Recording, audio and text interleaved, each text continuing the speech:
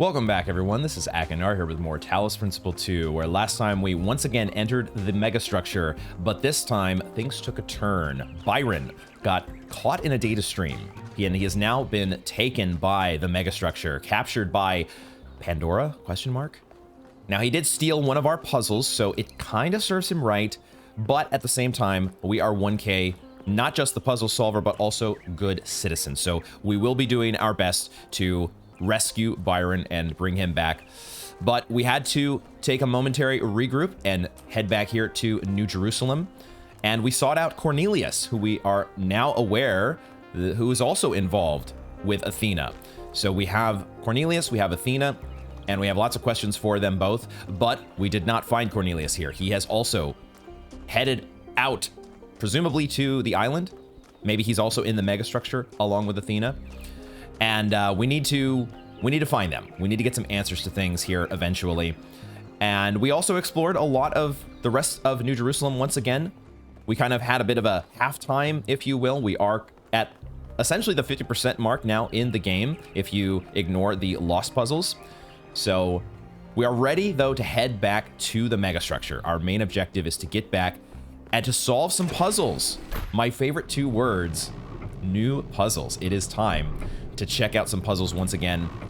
They have done a great job so far in each area of introducing basically a new mechanic every single time, which is pretty impressive. And I'm anxious, as I always am, to see what the next area is going to hold. Are they going to introduce anti-gravity flooring? We have seen now in the megastructure sort of a new mechanic. Will the regular puzzles also include some anti-gravity flooring? I think that could be a cool new layer to add to the mix. Either way, I am looking forward to seeing what they do here. It's been a lot of fun so far, checking everything out. It looks like we have join us for a quick debrief. All right, we have a quick debrief here. So let's go ahead and join the team real quick before we head back out. Attending today are advisors from engineering, the archive scholars, and Helga. Oh, that's Yes, where don't mind Helga me. is. I'm just an admirer of governmental transparency. The way he said that. And Yes, well, Helga. while the mayor is briefed by Alcatraz, he's asked us to review recent events. Byron's loss has unsettled us all. It may be too dangerous to allow this expedition to continue. Okay, so Helga is like our citizen observer. She talked about, I'm just a fan of governmental transparency. That's funny. Now, it doesn't look like the mayor is actually here, so this is the rest of the governing council. And we're trying to decide whether or not it's too dangerous to allow this expedition to continue. Oh, I get it. Okay, the mayor is being briefed by Alcatraz right now, so that's why the mayor is not here. I see.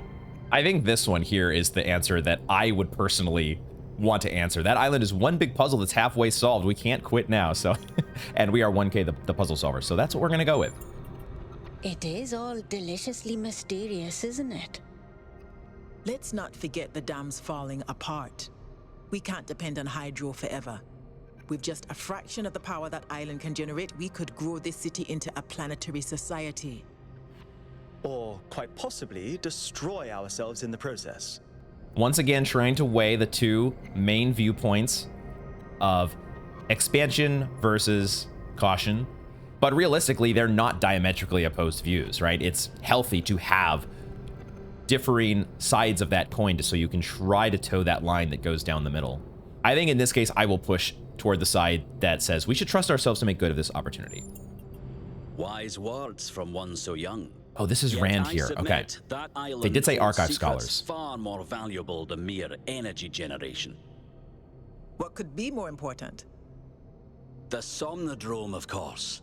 If we could find a working model, it would herald a sea change in our moral and self-understanding. The question of how we should build New Jerusalem would simply be moot. Yeah, I think I need more explanation there. The Somnodrome, we still don't really know exactly what it does. We just know that it's supposed to be some sort of tapping into your self-consciousness, but how exactly does that pan out in terms of improving New Jerusalem? The Somnodrome was supposed to let us interact with our own subconscious code. It's a cool idea, but it wouldn't necessarily solve all our problems. My own studies prove that we operate on an intrinsic moral logic. It's what makes us human. but our access to it is only indirect. Our ancestors created art, philosophy, and parable to help bridge that gap. The Somnodrome would help us to cut out the middleman and ask the source directly. We would finally have an answer to the great moral questions. So, it's a newfangled way to make the same old mistake of judging who's good and who's bad. Unfortunately, 1K left the Somnodrome inoperable. Hey. But there may be a working Back device off. elsewhere on the island.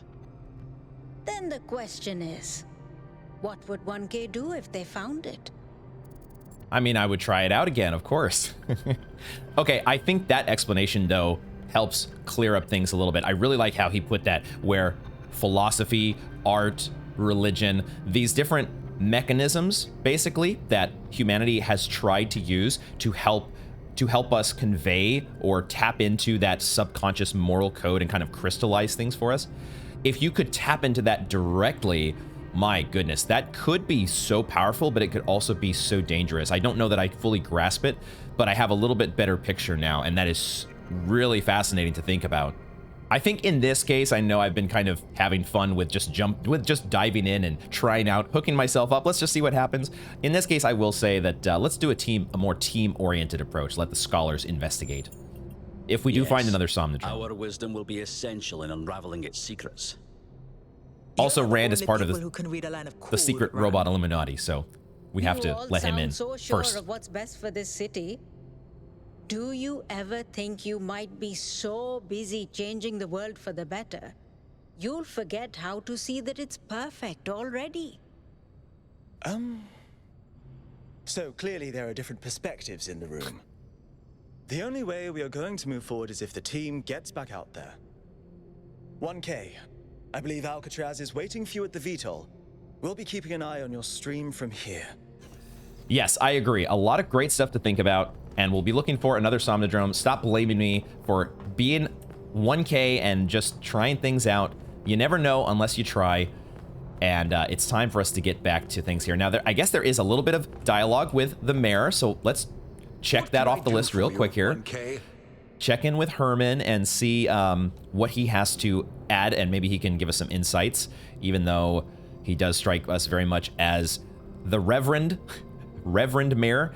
Let's ask him what he thinks about the technologies we discovered. They all sound very promising, of course.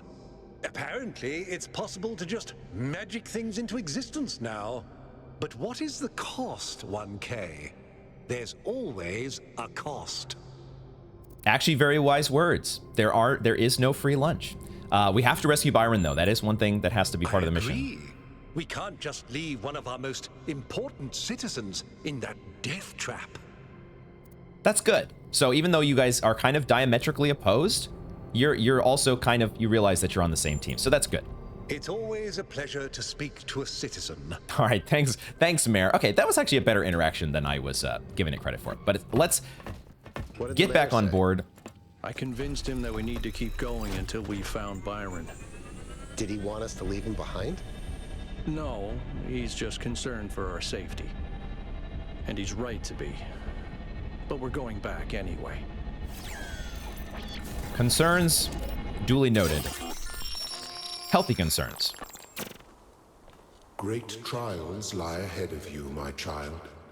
But your choices will determine the future. I do wish we had a little more time to poke around in the sleep mode there. Melville? My curiosity wants to know. Yep. Welcome back to the mysterious island, everyone. Hey, Melville. How's the situation? Whatever Byron did seems to have sent the whole system into some kind of lockdown.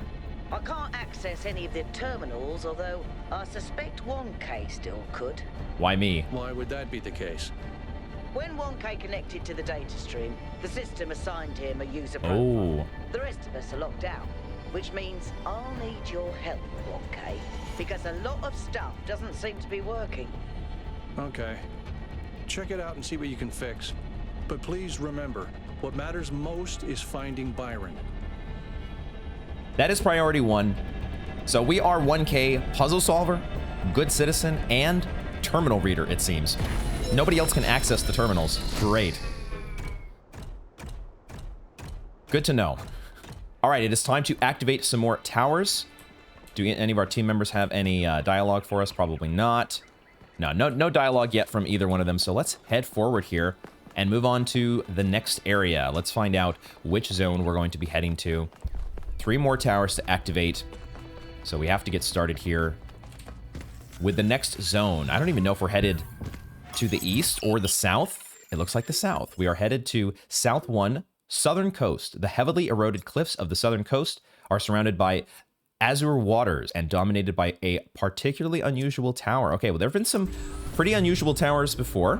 What do they have for us this time? I'm sending you a little software upgrade I put together that should allow you to detect which files will lead to a data stream overload, huh? Okay. Unfortunately, I'm not doing this to help you avoid them. In fact, I'm sorry about that. But if we're going to unlock all the systems that aren't responding, you'll have to connect to the data stream. Possibly more than once. It's the only way for me to get access. Okay. Unfortunately, we continue to have our little audio hiccups. It's just going to be part of the adventure. But we have a new software upgrade that has been installed. Oh, shit. Look at this. Yo, I'm kind of getting some Myst 4 vibes here. That little ride in, very reminiscent of the opening of Myst 4, where you're going into like the desert canyon area. All right, okay. Wow. Area, there seems to it's be like it's a got problem wings. With the machine that makes the Tetromino Bridges. That means you can solve the puzzles, but you can't activate the tower. Look for a lab that lets you connect to the data stream. I already found it. I'll send you the coordinates. It kind of has, the Tetromino Bridge kind of has the same thing that was going on that we saw in the megastructure. So there's some, it's disabled in some way that we need to get reactivated. This is really cool. This is probably the most that an area has felt like the first game, actually. As I'm looking around, I'm immediately getting vibes of the, I don't know which area it was in the first game, but maybe it's the music as well. The music all of a sudden sounds a lot like the first game, which the music has been very distinct. It's been very Talos 2 so far. Oh, we've got a Pandora monument here. All right, this is fun. And this tower, look at it, it's got wings. This game is just, I can't say it enough how absolutely gorgeous this game is. It really, really takes your breath away sometimes. And they've done it again. Very cool. We've got an audio log down here and some cool architecture already and some of the puzzle layouts that we can see. There's a terminal down here. Okay, lots to explore. Let's see where we can get started. Puzzle 1 is down in this direction. And we'll keep looking around as we always do, looking for secrets, looking for extras. But let's kind of keep pointed toward the main objective here to start and jump right into the first puzzle, because I am so anxious to see. There is a Pandora statue over here. Let's quickly look at the Pandora statue. It sometimes takes a little bit of time to digest these, so we'll just kind of register this so it's on our radar. What is this? Okay, there's some sort of pattern here. Speaking of Myst, all the Myst references coming to mind here kind of reminds me of the fireplace code that we're putting in Myst Island. Okay, so we've got that label for reference. No idea what to make of that so far. We got to keep exploring and get some more context. So let's jump into puzzle 1 here and see phase entry. I see something in the middle here that looks new. What the hell is that? How do we get to it, actually? There is a force field that we can't go through, and there is a fence. I am having a little trouble seeing exactly how we get over to that side. Now, one thing I did notice was that it looked like there was another door here. Is this also connected to puzzle 1 somehow? No, this is locked right now. There's a fence here. It might be an exit to puzzle 1, but we cannot get in that way. Let's take another look here. I'm probably missing something or failing to notice something here in this new area, but we have phase entry. It feels like we are in an enclosed entryway here that we cannot get Oh, how do I get in the puzzle? Okay, wow. Talk about a stumper. Right out of the gate. Is there... What little detail here am I missing? Teleport. I had to remember all of a sudden. Cloning technology, right? Cloning technology does work through these vertical bars. I'm so used to thinking that jammers, connectors, basically all the pieces of equipment don't work through the vertical bars. But there are some pieces of tech that do, such as cloning technology. And now we have found teleportation, which I think that was one of the labs that we saw before, isn't it? We talked about it looked like a transporter beam, and it does look like we can actually teleport. Yo, okay. Now there is a ladder to get us back out if we needed to, but this is a one-way teleport. But if you can see the teleporter, that means you can get to it. Okay, we can take the teleporter, and I'm guessing we can just put that anywhere. Wow. Cool. Okay, this is already... I love the idea of being able to teleport. So they've done it again, a new mechanic. This is really remarkable to me. I don't remember how many mechanics we had in the first game. I'd have to go back and count, but it feels like we've already surpassed that. Okay, regardless, what are we doing here now? So we probably need to have this active, and we need to get on the fan. Okay, now we could have just come through this purple barrier. So what do we want to do? We want to test whether we can bring equipment with us when we teleport. That's what we want to test. We sure as hell can. Okay, so we have the ability to take stuff with us when we teleport. Which means we can put this here on this pressure plate and take the teleporter with us. Is that what we want to do? No clue. But I think it is, because we need to bring a fan over here, don't we? So this is just the exit, right? So all we do here is we go back on this side, and now we bring this with us. And we attach the fan here. Okay, so this is our one of the new ways that we can bring stuff past otherwise impassable barriers, at least impassable for equipment that can't go through the purple barriers. We can teleport it. And now we have two things activating the fan, and we are onto the progress wheel. All right, that was pretty cool. An initial stumper there, because I wasn't noticing the very key detail of teleportation. Yo, I'm excited now. I was already excited to check out new puzzles in a new area, and now I'm even more so excited to do all that. Okay, we got a couple things here. Let's go ahead, and while we have Melville here, we'll talk to Melville, and let's get an update from her, because she stayed around. She stayed on the island here as we were going back and taking our halftime break back at New Jerusalem. So can you tell us what's going on with the megastructure systems? Now, I suspect Byron is still logged in, and his presence has thrown everything out of whack.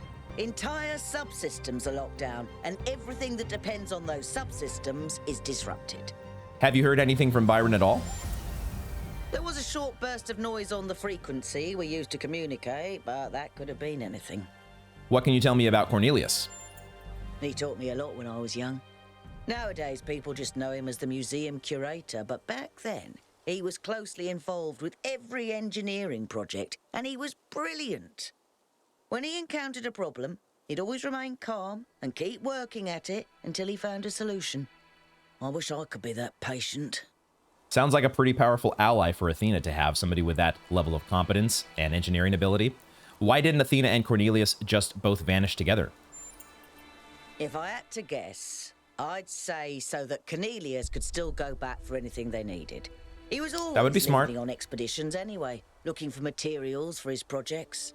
Okay, cool. Thanks for the progress report there. And let's also check our interface content that we've got here. We got 3 new research things.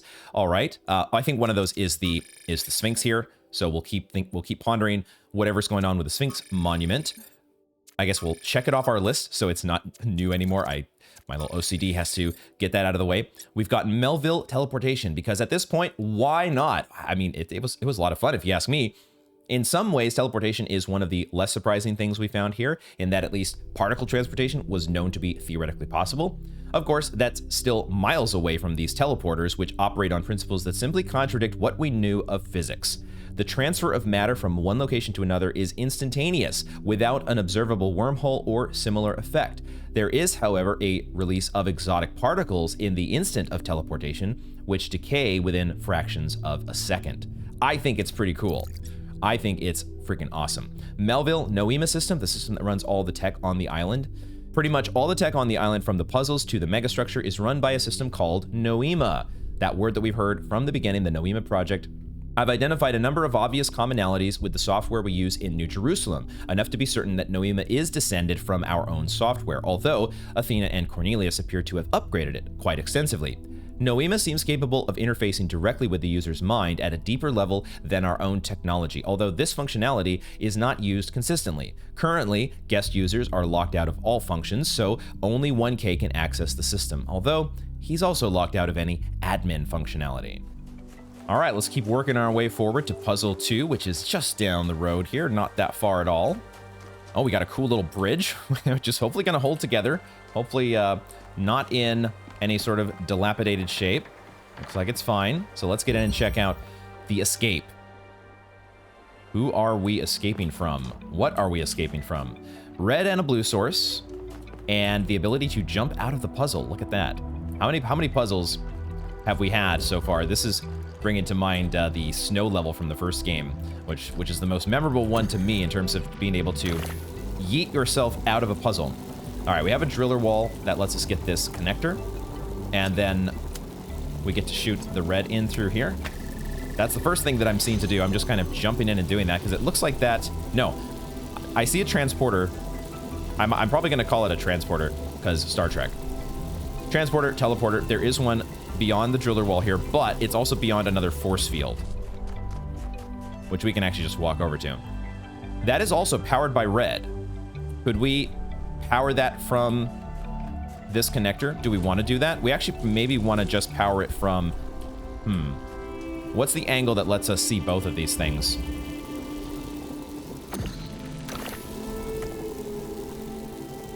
I don't think it lets us see... Doesn't look like we... Oh, that's a purple barrier that I can't walk through. But I don't know that I have line of sight. It doesn't seem to want to let me select the other receiver. The other red receiver. Okay, so we need to think about this. So there is another... Okay. The progress wheel is blocked off by a force field that is powered by blue. And that is also behind a driller wall. Can I drill that wall from here? I think so. We need to see what is behind this. Is there any equipment?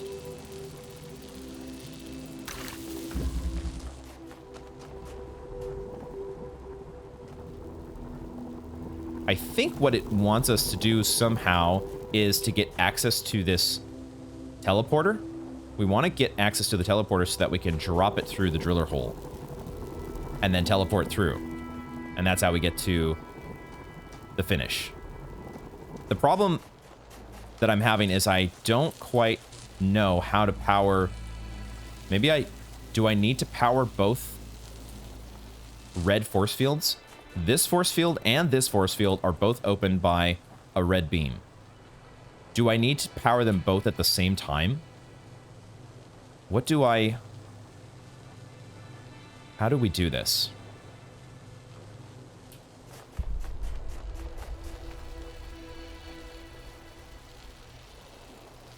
I think what makes sense, this is how we do this.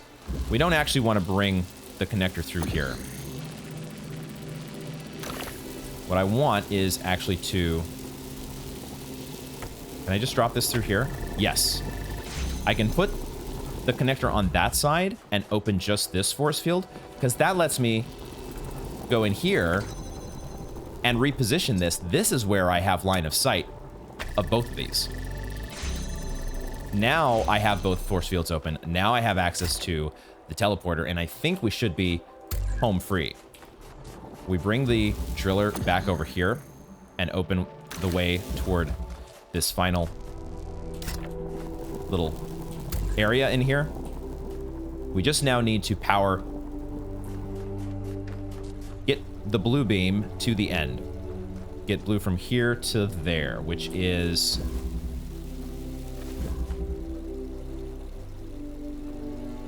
How exactly do I do that? I've got the driller here. This connector... They have just, I think, positioned the blue receiver out of line of sight from behind this purple barrier. So I don't think the connector is supposed to go anywhere in here. The connector... Is the connector supposed to go out here? We have access to a teleporter now. That's what I gotta remember. The teleporter lets us bring this connector out, doesn't it? It's a very powerful mechanic that we have to start thinking about in terms of using that to our advantage, because then we can reposition the connector where we need it. Now I think we're ready to drop the teleporter in here and just teleport through, because that's the finish line. Haha, let's go. This might be my favorite zone yet. I am really a big fan of the teleporter so far. We're just 2 puzzles in, and I already am having so much fun with it. There is a ladder here. I was worried for a second we wouldn't be able to get back out. We'll get outside of the puzzle here, and then we will check our next bit of interface content. What do we got? We got a social media post, my favorite. Expedition mega thread. Please post your thoughts on the expedition in this thread and keep it civil. Oh, you know, everybody always keeps it civil on social media. I think the powers that Athena has unlocked are world-changing, and it's our responsibility to use them to lessen suffering for all living things. We know. We heard your broadcast. Yes, we all did. I think we're being tested, and Byron failed the test. What happened to Byron was an accident. Is there a difference ultimately? Yes, there is. No one's actually seen Athena or Cornelius or Miranda at the megastructure. They could all still be aliens. I don't feel very confident that we could use any of these technologies without seriously messing something up. Maybe the founder is trying to warn us, teach us a lesson. Why is everything malfunctioning on the island now? Is it because of Byron? He was still logged into the system. His presence may be destabilizing it somehow. Or it's Pandora. She seems to want to stop the team. Honestly, I wonder if Pandora is just somehow malfunctioning, like she's supposed to protect the megastructure, but she can't tell friend from foe. The choice of Pandora as a symbol cannot be accidental, and the message is obvious. The megastructure is Pandora's box, and we should not open it. You know what? That might be the best, most sensible take yet. At the same time, we got to keep looking. We are problem solvers, puzzle solvers, and explorers. And you know what? Pandora's box probably going to get opened. Oh, look at this. There is something down here. Okay, I didn't fully explore around puzzle 1, but there is an anchor. We have an anchor that we have found. Let's check our research here. An ancient anchor used by seagoing vessels. An early human invention designed to keep boats from drifting by making use of gravity. Anchors also carried many symbolic associations. There we go. Okay, I did decide to do a little bit of extra exploration here before moving on, and it paid off. Look at that. So now we'll keep making our way up this direction toward puzzle 3. Looks like there is a side path here, potentially. I really like the feel of this area. I don't know what it is about this. Maybe it's that it feels... Oddly, maybe it's because it feels smaller. I feel like... Oh, there is a terminal up here. Okay. It feels like...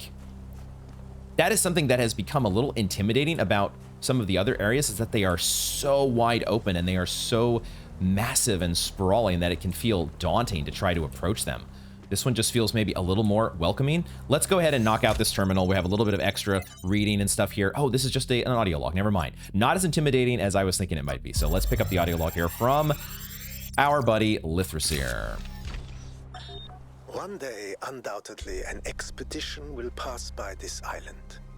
It will seek to document facts and statistics, to enumerate reasons for us not to look more closely.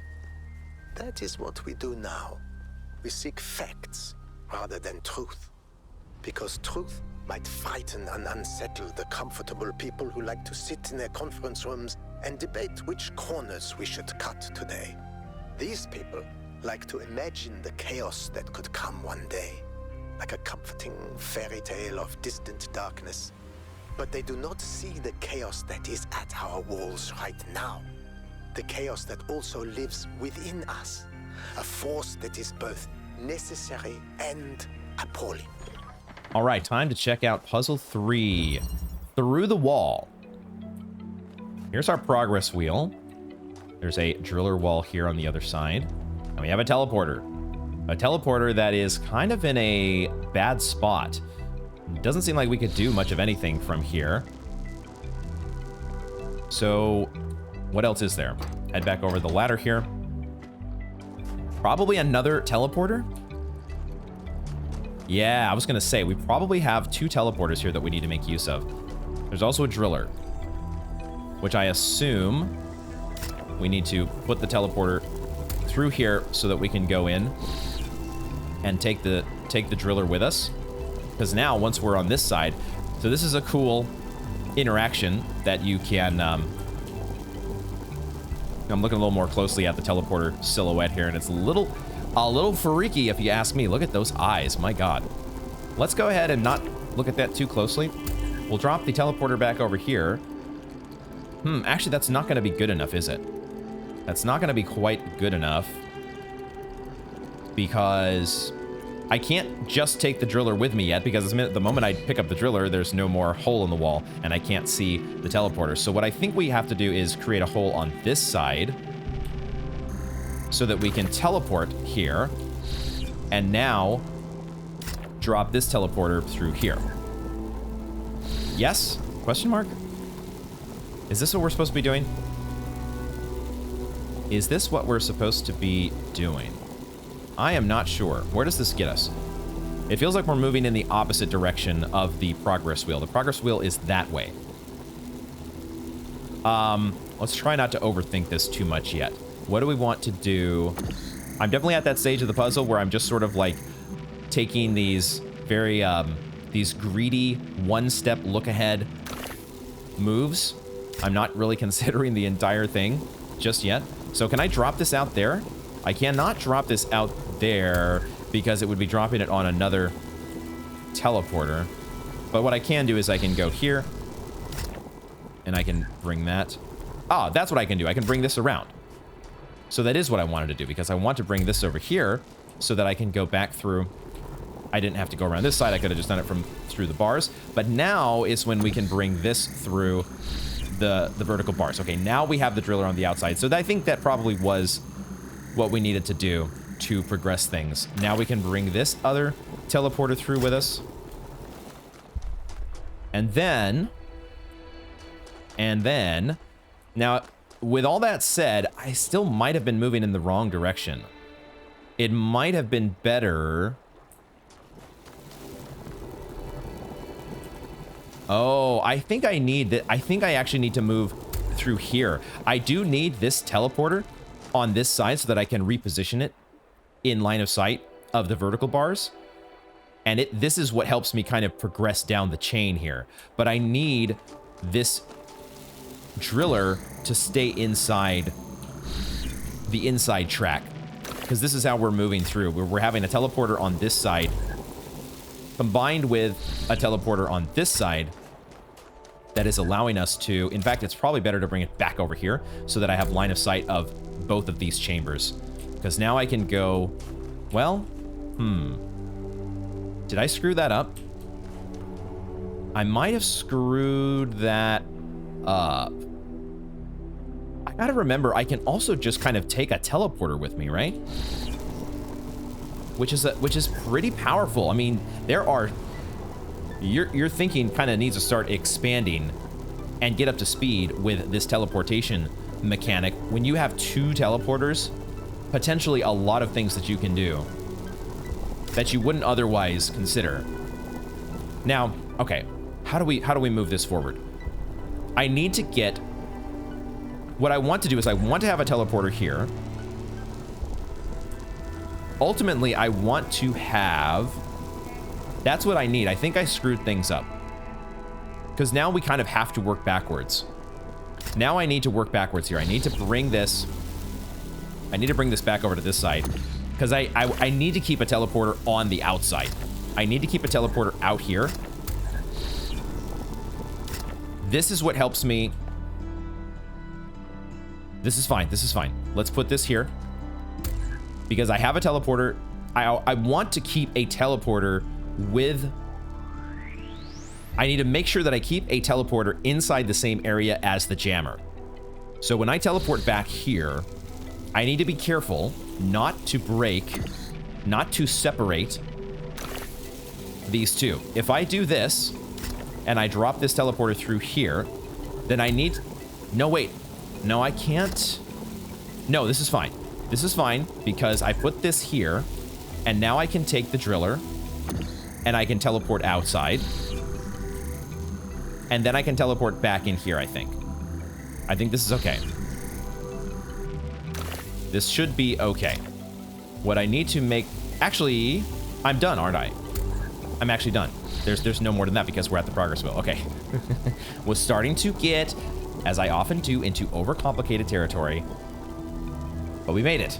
I really... I'm saying it feels like every puzzle, but I really like this mechanic.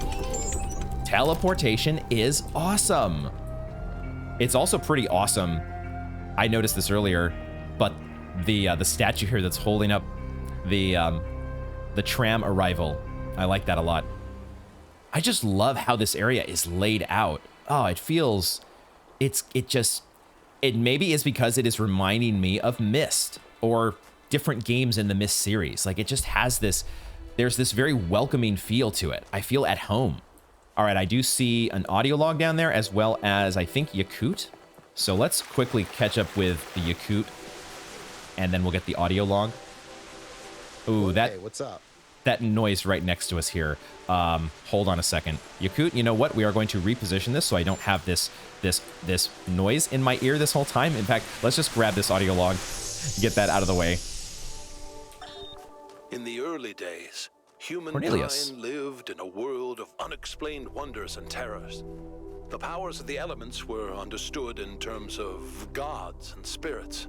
After all, how else could one explain thunderstorms and earthquakes? But as the realm of scientific knowledge expanded, the realm of the mystical began to shrink. The sacred grove, as Hegel wrote, was reduced to mere timber. But as superstition retreated, another thing was lost: meaning. In a purely mechanical universe, people yearned for the comfort provided by gods and spirits. But there was no way back. But what about the beauty of the universe? The perfection of everything around us, couldn't they see that? Not sure I can see that, Miranda. But I do think there was another way, a way forward instead of back. Faith not in an invisible world, but in ourselves, in each other, in the inherent value of consciousness and civilization. They never really found it, but I think that in those last months when their whole species was dying, they caught a glimpse of it. And that's how your mother was born. A lot of what Cornelius was saying there can probably be summed up by ignorance is bliss. Now, can I find Yakut? Yakut was just here, and I've lost him. I just didn't want to have to talk to Yakut with that audio static buzzing in my ear. Okay, I seem to have lost track of Yakut, so we'll try to catch up with him later. For now, let's move on to pushing through. Puzzle 4. Push on through, and we'll catch up with our friends later on. What are we looking at here? We've got a teleporter and a force field powered by a red beam, which suggests that we should want to take this connector through to the teleporter. We have our red source here, so we could go ahead and do that right away. We have several red connectors, and one of them seems to be blocking, or there's a box that's contained behind one of these, so feels simple enough to bring this out into the open. And then we're probably taking this through. Probably taking this through to this side. Is there any downside to doing this? If I bring the connector through here, I could then power this red and open the force field. Would I then be able to... Yes, I would be able to bring that back out because this force field stays open, even if I teleport myself or if I take the teleporter outside, that force field is still open, so I could easily just bring the teleporter here, go back inside, and now I can take this back to the teleporter. Okay, so now we have everything in our main area here. Is it as simple as that? Now we power this force field. We use the box here on this force field, and then we use the teleporter. Well, there's still more to do. There is still more to do because we need not just this force field, but we need one more pressure plate activator to get to the finish.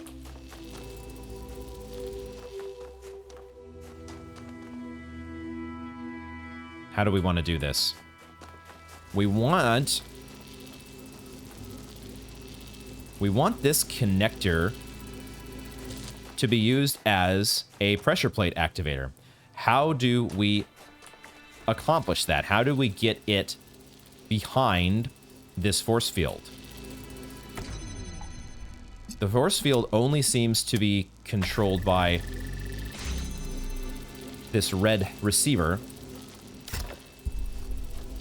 Passing through suggests that we need to pass through the force field.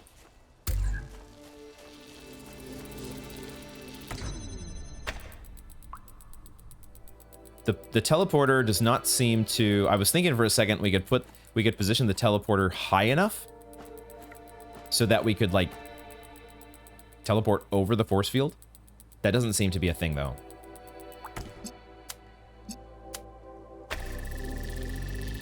The name passing through feels like it's a hint that the teleporter needs to be used in a creative way to pass through a force field.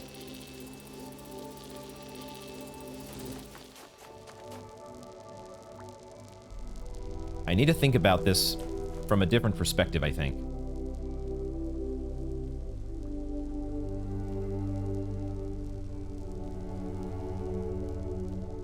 I need to be able to bring this connector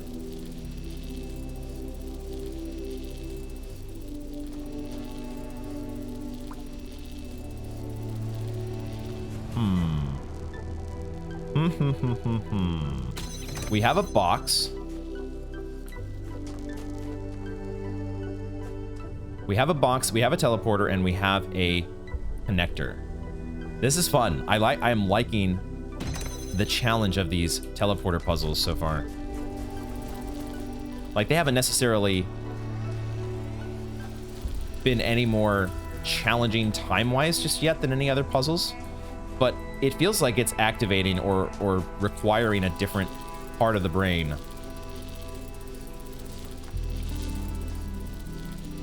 And just like in the very first puzzle, there was an initial hurdle that I had to get past, which was just noticing that the teleporter existed.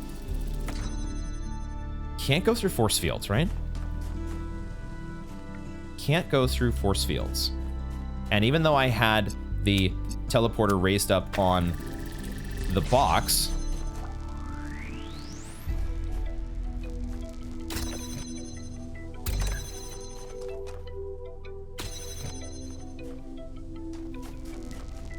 even with the teleporter raised up on the box, let's try this again, but it doesn't like extend the transporter beam over the force field, right? So there's no point here at which I'm able to interact with that. We can obviously teleport through bars.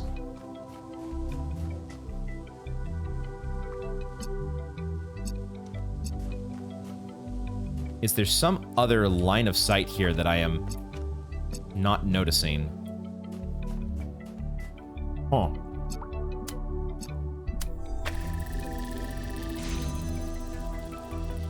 We can open this force field with a red beam. From here,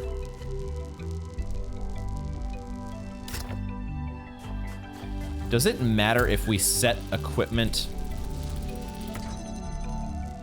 It's not like setting the equipment on. We can't, it doesn't even let us set the equipment on the teleporter. It's not some special interaction. I don't even know what that would do. If you set a piece of equipment on the teleporter, it doesn't send it anywhere. These teleporters are not, it's not like Baba Is You teleportation, where you need like 2 things to be teleport. This one just acts on its own. Wow, I'm missing something here. I might have to come back to this puzzle, because at the moment, whatever I am supposed to notice is escaping me. I'm not thinking of any special interaction. Oh, actually, it's called pushing through, as opposed to passing through. Pushing through. Pushing through. So am I pushing something through the force field?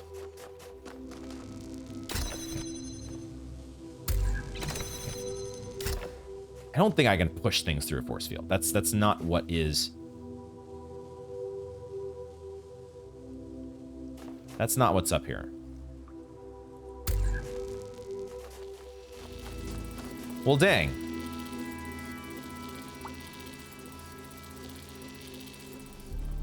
Yeah, so I have been staring at this one now for a couple minutes, and it is not occurring to me. Whatever is supposed to be the key observation here, I just haven't got it yet. So we're gonna let this one go for now. We've had a couple lost puzzles, I think, that have been stumpers that we've had to leave and come back to. That might be the first numbered puzzle where that's been the case. I'm not sure, but I have been hoping for an acceleration in the difficulty, and maybe we're starting to get it finally. Or it could just be me completely overcomplicating something there that's very straightforward. But either way, we do have a lost puzzle. Let's see exactly how tough the lost puzzles are in this place. Minimalism. Our progress wheel is right here, and I do see an accumulator over there on the other side. And it is activating a cable that goes all the way. Wow, this architecture is so cool. Look at this. That cable on that pressure plate is going all the way up here and around, and then what exactly is it powering? Huh. This is pretty cool. We've got a fan behind this force field. This force field we can jam. There's a jammer to use right there. So where is this going?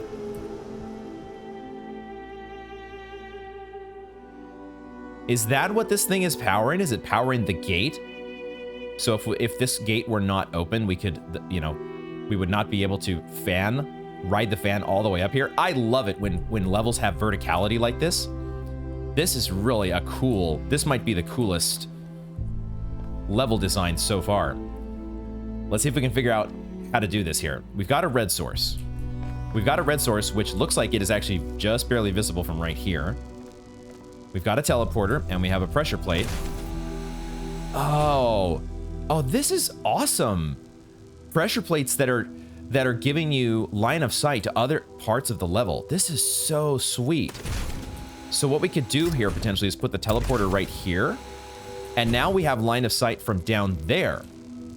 So we could theoretically teleport ourselves with a piece of equipment, probably that accumulator, all the way up here. Now we do have to figure out how to get down there in the first place, and this force field is blocked, but I have a feeling that we could go back down. Maybe not, though. This is very cool. I guess the first thing we could do is we could take this teleporter with us back down here. So the teleporter, we can ride the fan back up.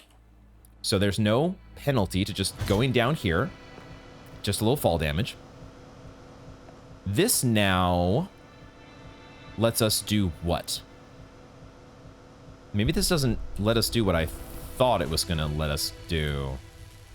So we can't take the transporter through here. I love the feel of this puzzle and how it's structured, but I'm not sure yet how to get going. We have a jammer here. From here, what else could we jam? What else would we want to jam? Nothing that I can see. We can detach this fan. I don't know if that helps us in any way. Let's go back up here. Let's go back up here. And drop this here again. and go back down. Now from here, we can see... Actually, we cannot. So we can't even transport from right here. There's no other entrances, right? Just need to make sure that we don't have like a secret entrance somewhere. There's only one way into the Lost Puzzle. So far, I think that has been the case in every puzzle, even though I thought there might have been another entrance on the first puzzle in this level. Where are we starting here? Where are we even starting? The jammer... I must be able to do something else with this jammer that I'm not noticing yet. I wonder if the jammers can jam the teleporters. That wouldn't feel like it'd be very useful. I really don't know what else I'm supposed to be jamming, though. There must be some way for me to use... Oh, wait a second. No, this force field completely covers this. They've thought of... Unless I can do something from back here. Where am I? It feels like I'm supposed to try to bring this jammer with me somewhere. Or could I jam... I can't jam the force field that's up on top, can I? Not from down here, I can't.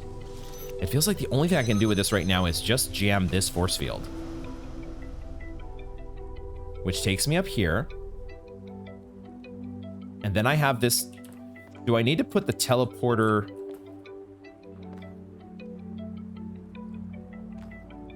Do I need to put the teleporter over here? Or somewhere where it has line of sight to the jammer? Is that even possible? We can try, but it feels like they're blocking all the potential viewpoints that we would have. We can try this and see. So if I take the jammer and I'm in here, I can see the teleporter, but can I see it while holding the jammer? I have a feeling that they have just conveniently positioned this to where I can't grab this and teleport. Because look at how the line of sight has been perfectly accounted for by this archway. This overarch here perfectly blocks all line of sight that I could use to teleport. Dang. So how do I get started here? It almost feels like there is a mechanic that I'm misunderstanding. There's some functionality of the teleporter that I haven't grasped. I have not yet understood how to work with. Oh. Well, never mind, actually. What about this? What if I take the fan with me, and now the fan can activate this? If the fan activates this, this means that I can now reposition the teleporter. Now the teleporter is on a side where the jammer can see it. That's what I was meant to do. Okay, so let's put the teleporter... I feel like that should work. Now we can go back down. Hopefully I'm not racking up too much fall damage here. And I should be able to see the teleporter while I'm holding the jammer. Okay, that's progress. Progress. Now that force field is jammed. So over here, what do? We have 2 pressure plates. And we do have 2 things for said pressure plates.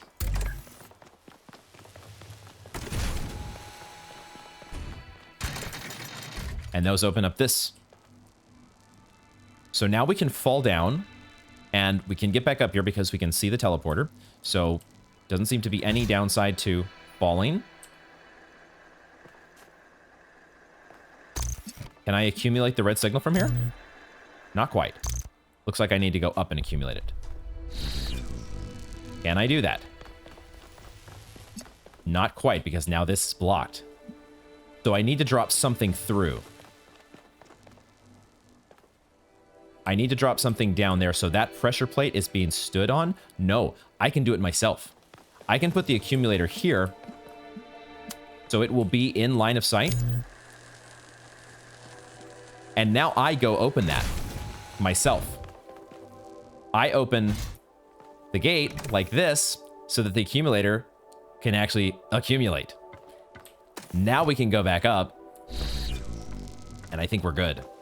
Because now we have our red source, our mobile red source. We drop back down here, and we've got our lost puzzle solved. Boy, I am having just so much fun with this area. We'll get back to that number 4. We'll figure that out eventually, but I am loving the type of thinking, the solving that you have to do with these puzzles. Back, so good. We went on a scavenging expedition to an ancient industrial complex south of New Jerusalem. It was enormous, sprawling, an area many times bigger than our whole city, just dedicated to manufacturing. It was incredible to think about the sheer variety of things they produced. And it made me realize how austere, how restricted our lives are. You know how most ancient structures are overgrown? It's kind of pretty, but in a sad way. Well, this one wasn't. There had been some kind of chemical spill. I don't know if it happened while the structure was still operational or if something had just rotted through, but it killed everything. Even centuries later, nothing could grow. It didn't have to happen that way, and history doesn't have to repeat itself. But we do have to remember that it did happen once. Okay, perfect timing this time. Perfect positioning to actually catch up with Yakut. We found you once again. Let's go ahead and get your dialogue, the rest of your dialogue. What is your analysis of the southern regions? The southern part of the island is a natural desert, basically just due to the chemical composition of the soil. I haven't been able to work out why it's so warm, though. It could be a warm ocean current or something to do with the megastructure's thermal output. New Jerusalem doesn't have the kind of equipment I'd need to figure that out. Do you think Byron is okay? I hope so. I understand why he was impatient, but he should have been more careful.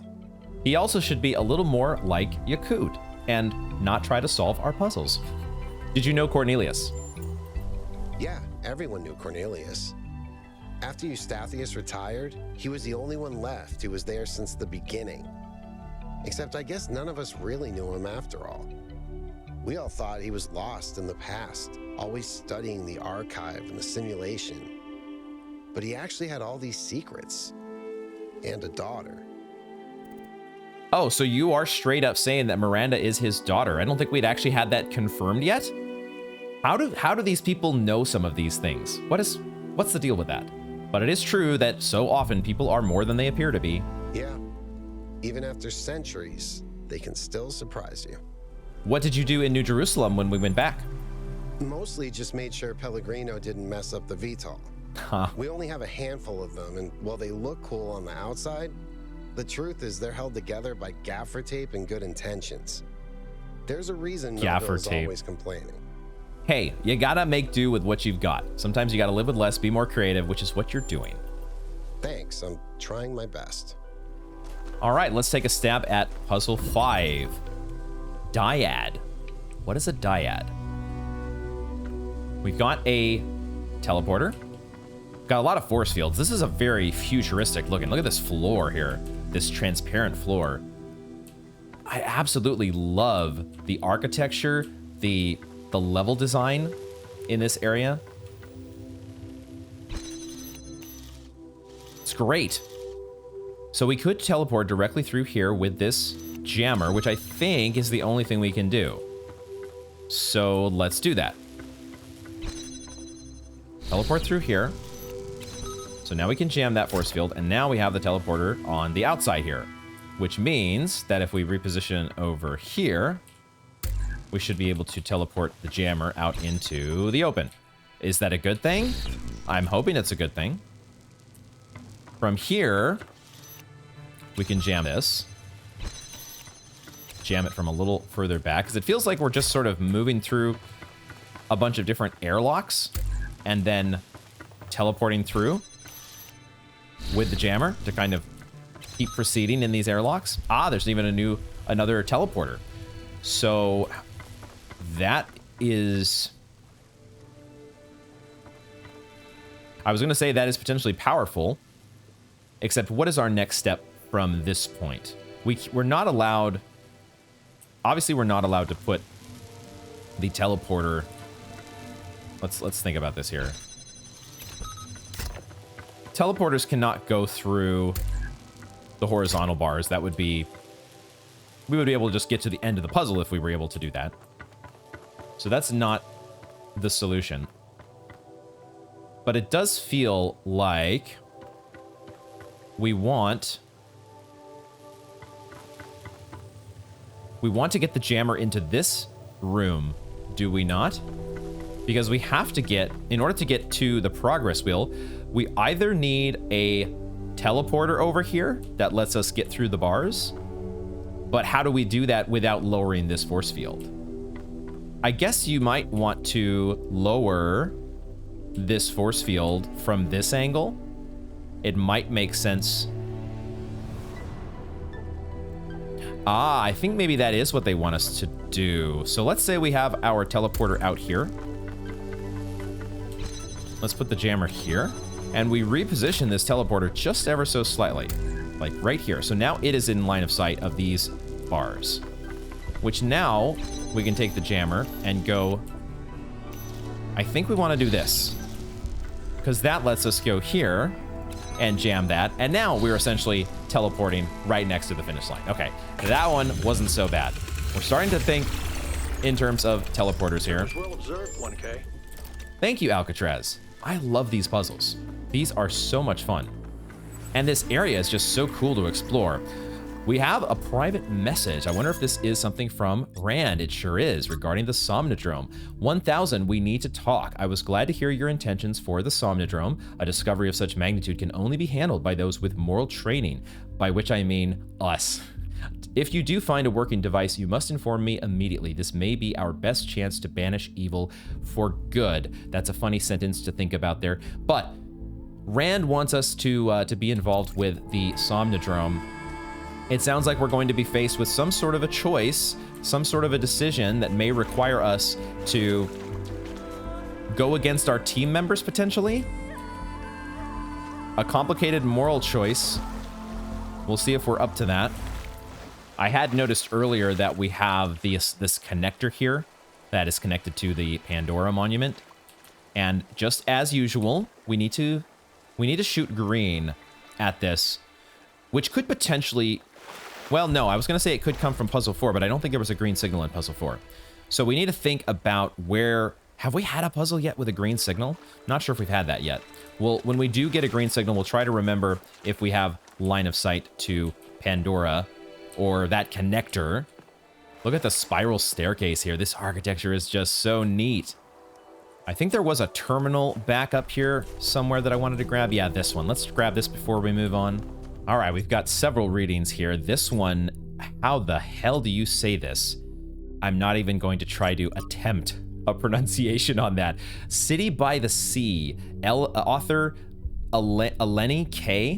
When I realized it was over, it was all really over for good. I decided to take one last trip to my favorite places before the symptoms got too much. It sounds like one of the humans at the end of humanity.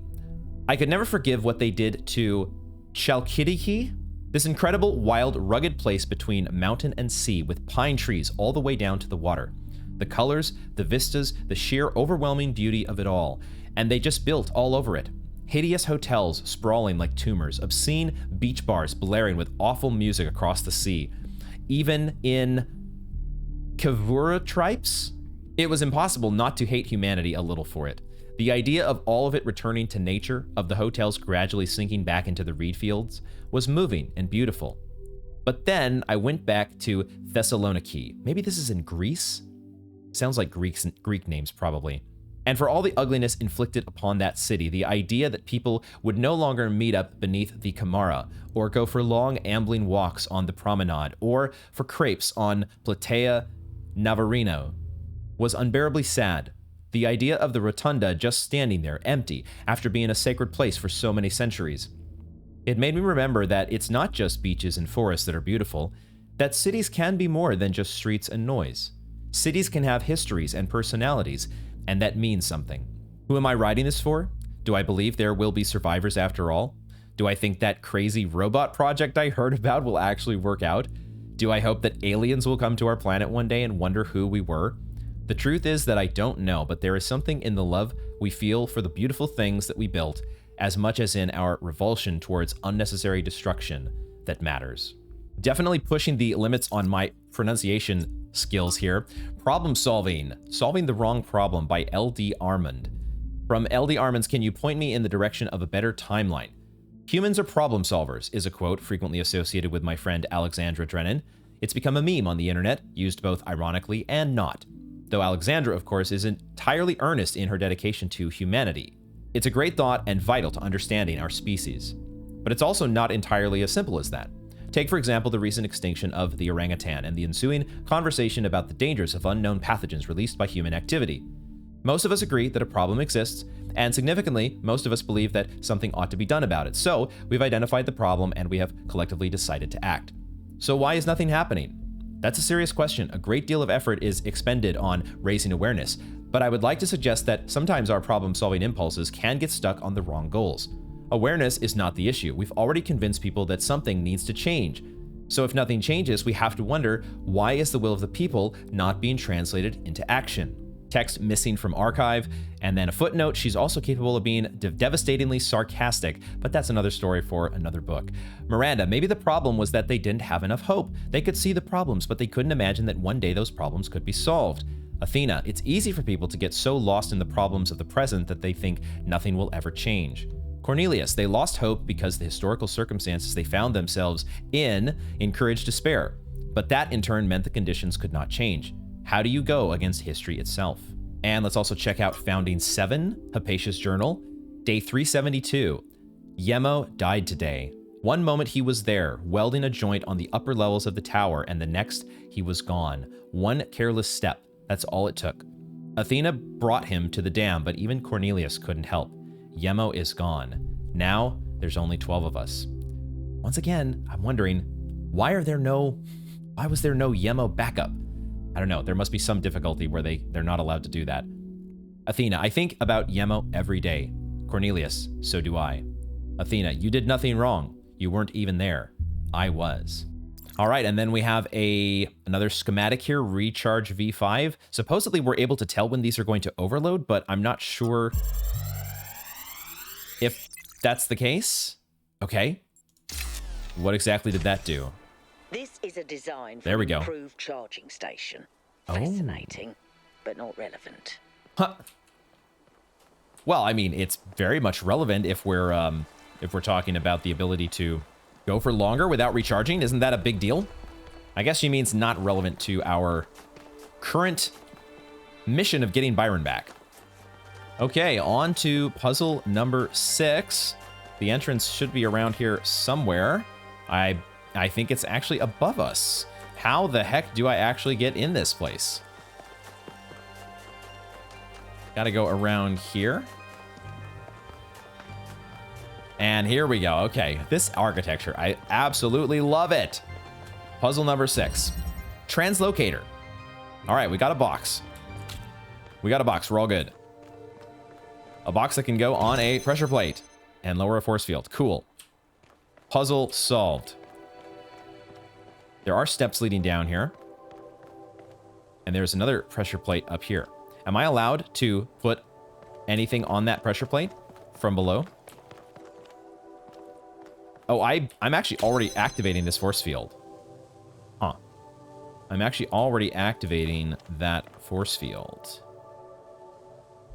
So putting this box here activates 2 force fields.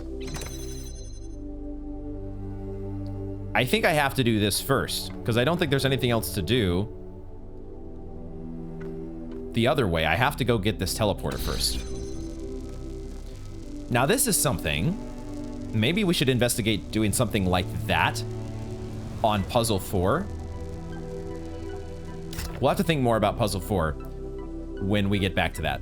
But pulling yourself through, I'm getting distracted thinking about puzzle 4. Pulling yourself through a force field is doable, right? You're able to instantaneously teleport And so because you are leaving the pressure plate and this force field is being activated, that's okay because you're being pulled to a teleporter. Now, I see this force field is activated by either this pressure plate or this pressure plate. So that allows us to put this, no, it doesn't. What does that allow us to do? That allows us to, I want to find a way.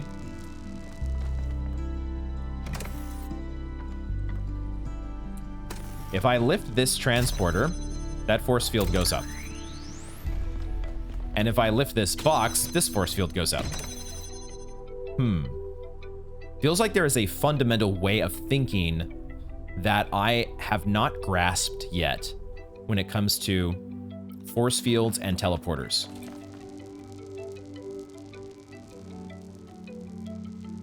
I don't know if my brain is getting tired.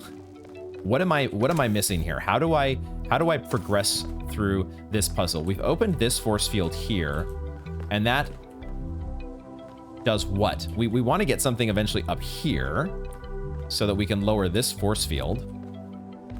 Although even that,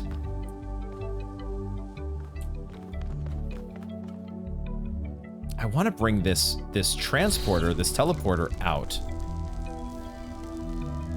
Oh, I need to take the, well, no, I can't take the box though.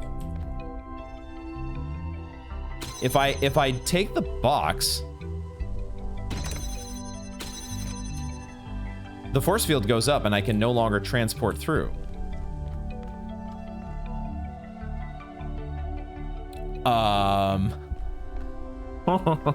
I feel like I'm hitting a brick wall once again here right off the bat. Okay, let's think about this. This box. I mean, I could do this and then teleport there, but that doesn't really do me anything. I feel like that actually gets me trapped. Would it not? No, it doesn't. Of course I can take the box like this because I can stand on the pressure plate. Okay, I was being a dingus. So I can stand on the pressure plate, which allows me to transport here with the box. And now I can put the box there. And now that's opening both of these. Now I can take the force field out. Jesus. Okay, that was very simple, but it always looks simple once you've figured it out. Once you have actually figured it out. So now this allows me to stand on the pressure plate and transport there. So now I have both the box and the teleporter out into the open. Now I can keep doing the same thing, right? I can put this here and I can take the teleporter and put it here, right? Gotta think in terms of teleporters. Oh, right, but okay, I was thinking I would put something up onto the platform directly, but you just use the box. You stand on it with the box. Because you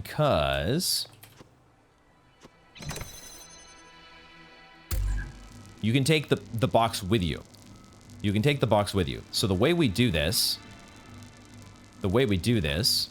is we take the box and put it here. Except not quite yet. We need to drop this down here. We want to put this up here. And now we just take this back over to this side.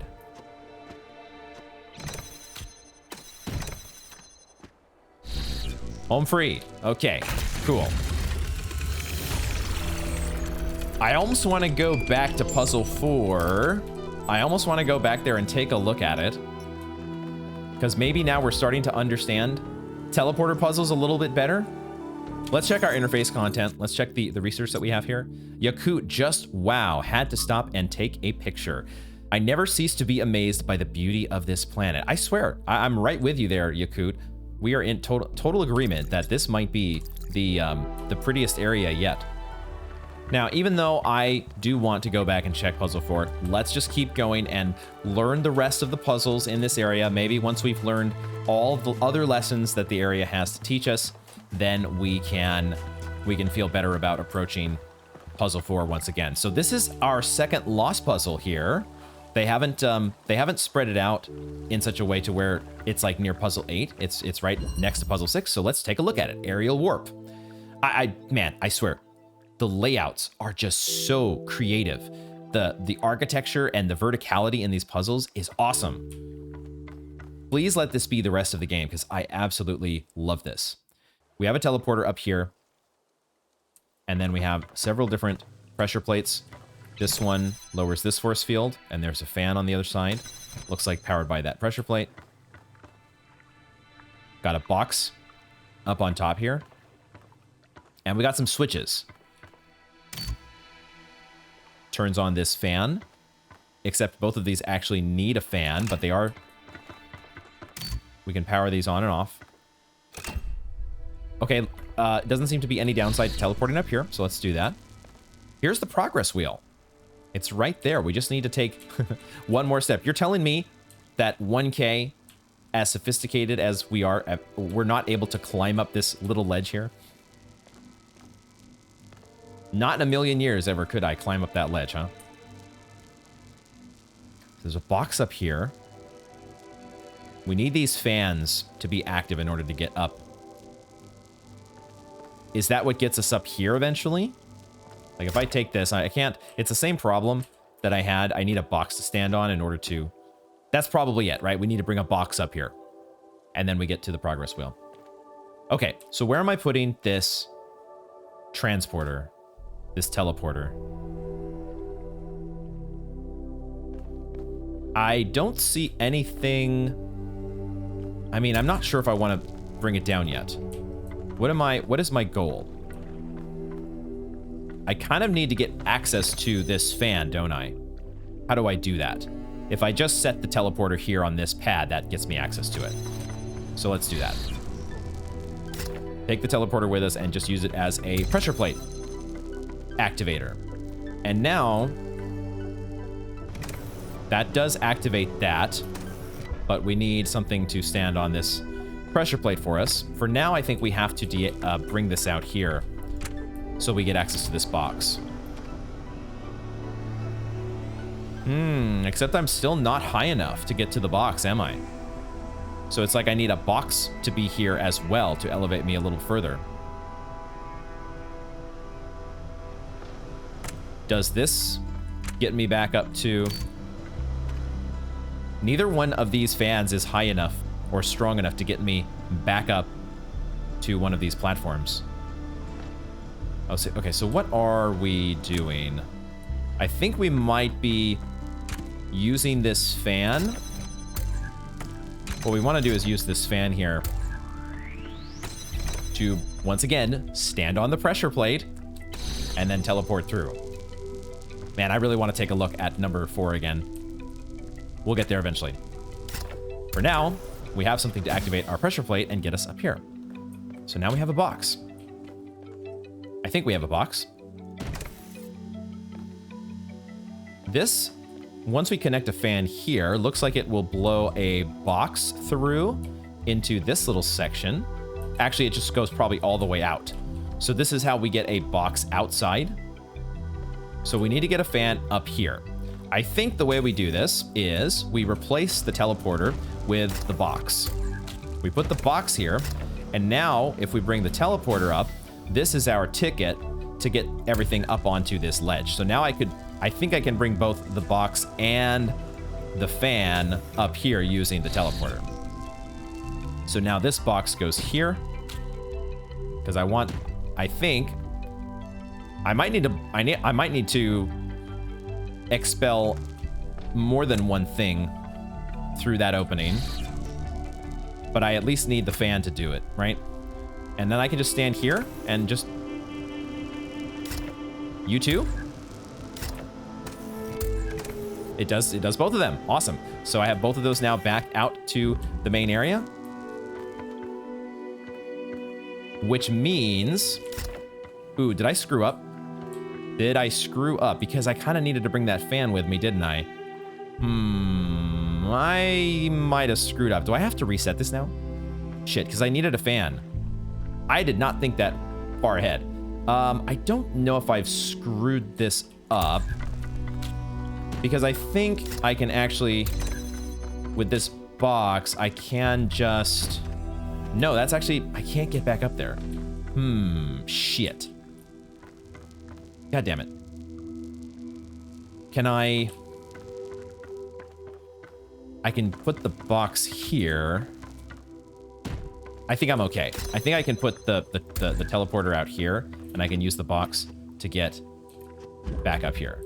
Now I take the fan, and I'm guessing that I can teleport not just through force fields that are temporarily open, but also the purple barriers are no match for the teleportation technology. So we're not screwed. And in fact, we should be good to go. Turn this off so I can put the box on. No, I don't want to do it yet. Hold on, hold on. Okay, I put this there.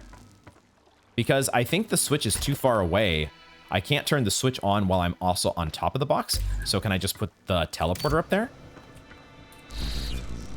I'm still not high enough. I need the box. I need one more box. And then I can stack things high enough. I think. So let's do that. Turn this off. Switch everything around. Take the fan. Put that over here. Thank you. Put you there. Thank you. Whoop. Thank you. Put you there. And now turn this on. Just a little two-step process here to get you into the mix. I think we're there. I think we've got this finally. Just gotta go through the steps, go through the motions. These puzzles are so cool. Oh, wait a second. Okay, there's even another step here.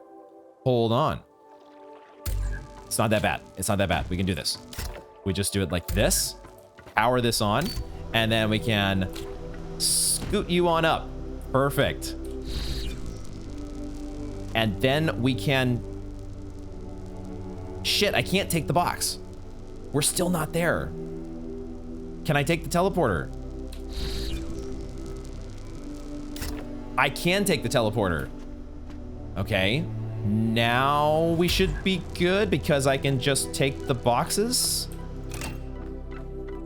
and teleport up. Yo, these puzzles are sick. This area is the best. I seriously hope that the rest of the game is gonna be like this, because the sequencing and all the steps involved there, the puzzles just keep getting better and better. These are so cool. Let's check our interface. Social media, a matter of taste. Witnessing all this incredible technology discovered by the expedition has given me an idea for something we could do if we had the resources and the energy. Are you ready for this? Taste buds. Seriously, how have we gone for so long without something our ancestors considered so essential? Don't you want to know what pizza tastes like? Pizza's my favorite. What's it like to eat chocolate? To have an apple? What's the deal? What the deal is with fizzy drinks? I mean, come on. Sounds fun. The sheer range of new experiences, it's almost overwhelming just to imagine it. Please, please, let this happen. Why change ourselves when we are what we were meant to be? You know we're all upgraded, right? This isn't our original design in the first place. And what's next? We start killing animals again just for the pleasure of tasting them? We cover the earth in fields like our ancestors did? Subjugate the natural world for our own greed? Thank you, Thekla, for your input. As always. This is one of those things where if the idea of taste was never introduced to them, they would just continue on living they would just be oblivious to it. Ignorance would be bliss. But then you tell them, as soon as you just say, what does pizza taste like? What does chocolate taste like? You can't close that box once that's been opened. I want to know what frogs taste like. 1K, we are not sharing that thought. Please put that out of your mind. It would also be pretty cool to be a robot that could actually get all the positive things about tasting pizza or tasting chocolate without all the negative downsides that come with actually eating it. So yeah, let's say enriching our conscious experience makes the universe more aware of its own splendor. Beautifully put, 1K. We could do smelling too. I'd like to know what cat fur smells like. I'm not so sure if you'd like that at all. And after that, new senses that old school humans never had. The possibilities are endless. Look at what we have already opened up here. The Pandora's box of senses. Robot senses. All right, let's head up the spiral staircase here to puzzle number 7. Just every puzzle, every building, the architecture is just so unique. Absolutely amazing. Okay, we just have 2 boxes here, so I guess we are using that to climb over a fence. Climbing over a fence, and we have our swappers for the first time in this zone. 2 connectors. Let's go ahead and swap our box out here for this first connector, which will get us into this area. And then we have a teleporter to swap for. How do we do that? We forgot to do an important step here. Never forget that you got to bring the box with you. You got to bring that one box so we can have something else to swap for. So let's get access to our teleporter. I presume that's how we want to go here. So this pressure plate opens up this force field. Pressure plate opens up this force field. What do I want to do? I do want to have something here to open this up, but I'm not sure if I want it to be a teleporter. Probably not. Do I want it to be a box? It feels like I want to prioritize boxes for kind of, you know, pressure plate activators, because the teleporter could be so much more useful. So now we have this active. Oh, in fact, oh, the jammer is already blocking this force field. So eventually the goal is over here. We need to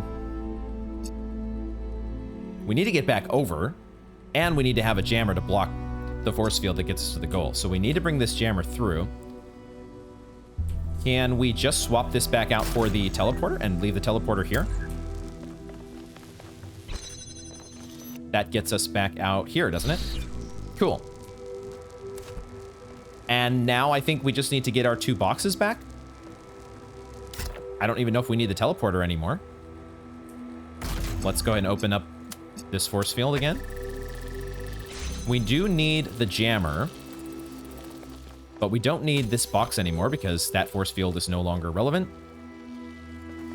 So we have 1 box. We have 1 box.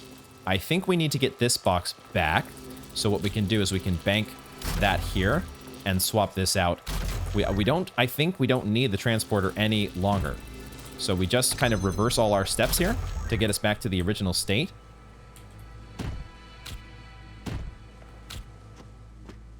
Drop that there. I don't even know if we needed that. Maybe we just needed the 1 box. So I might have gone 1 step over what we needed to do, but either way, we are to the goal. We have another puzzle solved. Excellent. And I guess we have all... Extremely convoluted. I don't know if I'd go quite that far, Melville, but we do have 8 sparks. 8, we have opened up the Tetromino Bridge ring, so that's good. We still got some puzzles to solve, though. We still have the Pandora monument, and I have not seen anything yet that feels related to the Sphinx monument, so that's another mystery that we need to kind of be on the lookout for. I have not been even thinking about that as we've been moving along here. Let's take a little bit of time, though, and check out this palm reader. On Nature, from Arkady Chernyshevsky's In Our Likeness, Essays on Humankind Reaching Adulthood. The question of our relationship with nature has bedeviled us since the earliest days of our species. Since before the first city was built, we felt that there was something different about us. Animals, we intuited, were part of nature. We were not. But of course, humans clearly are the products of nature, our history intertwined with that of every other species. In fact, the very notion of the unnatural is a contradiction in terms. Everything that exists must, by definition, be natural. So this view, no matter how common, is deeply paradoxical. This paradox has produced a great deal of confusion. Some proclaim us chosen by a divine power set above all other creatures, and are justly accused of arrogance. Others proclaim us sinners, worse than other creatures, and are rightly accused of misanthropy. Others yet try to oppose this binary by saying that we are merely animals after all. But that too is manifestly wrong, in that no other animal is capable of having this conversation. It is in the contentious issue of our impact on the ecosphere that an answer may be found. Other animals have accidentally terraformed the planet before, driving other species to extinction. This is not unnatural. If we continued our current path, even to the point of changing the climate enough to cause the collapse of civilization, that would be entirely in keeping with how animals behave. But there is one profound way in which we are not like animals. We can learn to understand ourselves and the world. It is this knowledge that makes us fundamentally different. We have choices. We have control. There are many today who are afraid of the consequences of control and would prefer a return to a state of animal ignorance, whether by blinding ourselves to the impact of our actions or by demanding we humble ourselves before nature. This is the response of an adult in crisis who wishes for a return to childhood. But this can only ever be regressive in every sense of the word. To resolve the paradox of nature, we must act as adults, accept our power, and act consciously and deliberately in shaping the world. We must become nature, and nature must become human. Athena, this is the heart of the matter, lifting up the world rather than lowering ourselves. But why do so many people so badly want to lower themselves? Cornelius, do they want to, or is it simply a convenient pose to strike? I do find that to be one of the more interesting pieces of philosophy or thoughts to consider, this idea that just because man creates all this technology or terraforms in the way that humans are prone to do, doesn't necessarily make it wrong or unnatural. Upgrade from Miranda to Athena. We upgraded the lab with my new designs. Synthesizing some of the pieces took longer than expected. We still have some bugs to iron out when it comes to complex structures. But it worked. Now the labs are safer and prettier. Although Father says they look too much like spaceships. I don't see it. Do you? Miranda. Don't say anything about spaceships to Jacques. Don't get him started on that. Trevor, number 7. Let's get some more input here from our favorite Trevor. Today, we were delighted to be visited by a bunch of protesters, these voluntary extinction weirdos who think we're creating soulless monstrosities that will destroy the planet. They broke into the facility and started yelling at everyone. Fun, fun, fun, right? Then one of them lunged at Alex. Big mistake. Chernyshevsky grabbed the guy and literally threw him across the room. I mean, almost threw him all the way off the dam. After that, the rest of them had a change of heart. Now, I'm telling you this because mostly it is not like that. But these people do exist.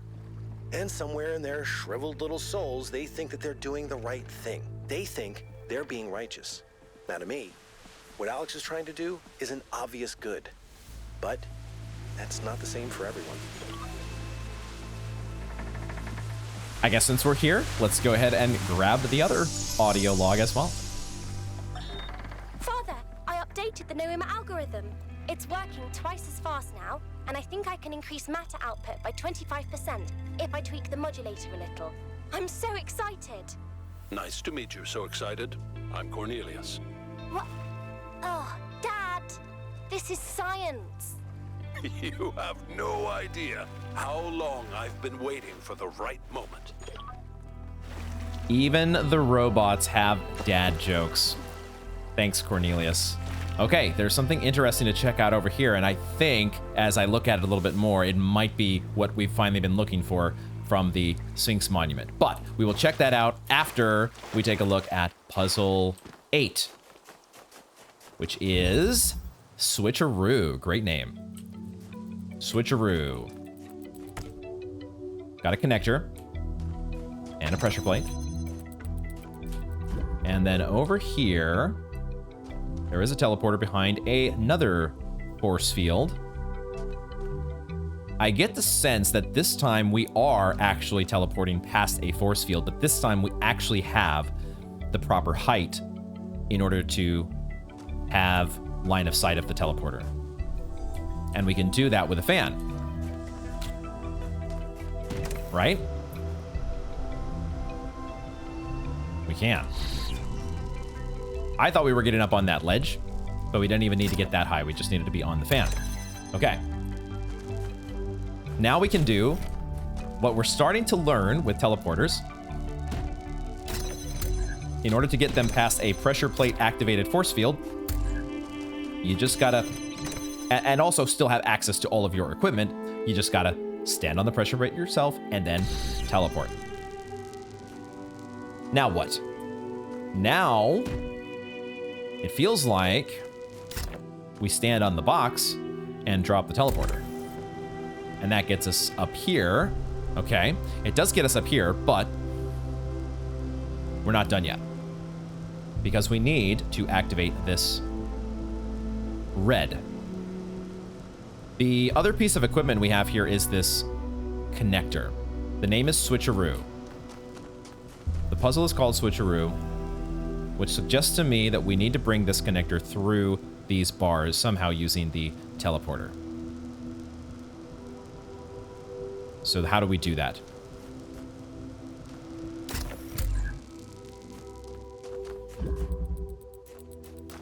Oh, we do that very simply. It's actually very straightforward. We just do it like that.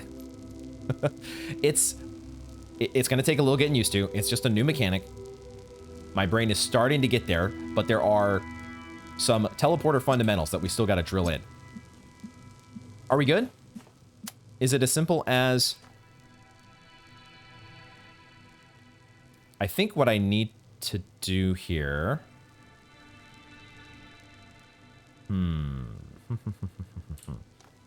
Can I see that from here? I can't see it. I can't see it from here directly, but maybe if I stand on the box, I just need to establish a connection, I think. Oh, it's still a little bit too... It's just out of line of sight. So I need to establish connection with this red receiver. So how exactly do I accomplish that? Standing on this box is not enough. It makes sense that we'd want to stand on the box while it's on the fan. The only problem that I was thinking I would have is, how do I... Oh, I think I... Well, do I know? Do I know? Hold on, I might be overcomplicating this. Let's stand on the box and let's drop the teleporter. Okay, no, I'm too far up in the air to grab the connector from this point. However, could I just do it without the box? Like, let's say that I remove the box from the equation and I just stand on or float. I'm still too low to actually have line of sight. So the only way to establish a connection... The only way to establish a connection here... I think I need to put the teleporter up here. That's what we need to do. The teleporter needs to go... I think what I do is I put the teleporter on the box. And then I do this. Now I teleport up here. Jump here. And take the teleporter. And now I can put the teleporter here. I think that solves everything, right? That should solve... Let's see how this goes.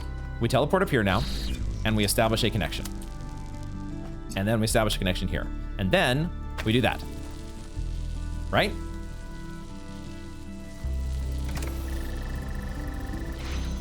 Now... I can teleport up, but the moment that I teleport up, it's gonna close the force field. So I still need something to activate this pressure plate, while I also get back up here. Okay, so this is a little bit trickier than I initially thought. I have 3 pieces of equipment, correct? I have the box, I have the connector, and I have the teleporter. I don't have anything else. In order for the teleporter, or sorry, the connector to relay the red beam to the red receptor, it has to be floating on this box, does it not? Because I can't put the connector on this platform. It's not going to have line of sight to the emitter. So it kind of has to be here, doesn't it?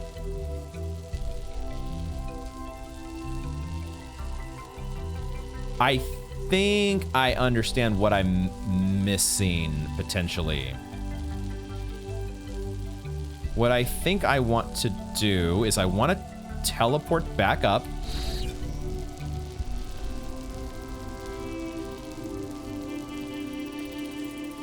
No, I wanted to take the teleporter with me. I think what I want to do is I want to put the connector up here. So I actually want to leave the teleporter up here. I want to grab the connector, but keep the connections. Very important. and now teleport up here. Now I think I put this up here for the moment. It has its connections still established, even though it's not in line of sight of the emitter. But what this allows me to do is, I don't know if it's not crucial where I leave that. I just need to take teleporter, and now I drop the teleporter here as the pressure plate activator, which allows me to jump here and keep the connections, right click, and set this back there. Just had to get that ironed out, what the right sequencing was, the right set of steps. There's a very particular order that you have to do in order to activate that. Excellent. Okay, so that means I think we've got every puzzle now except number 4.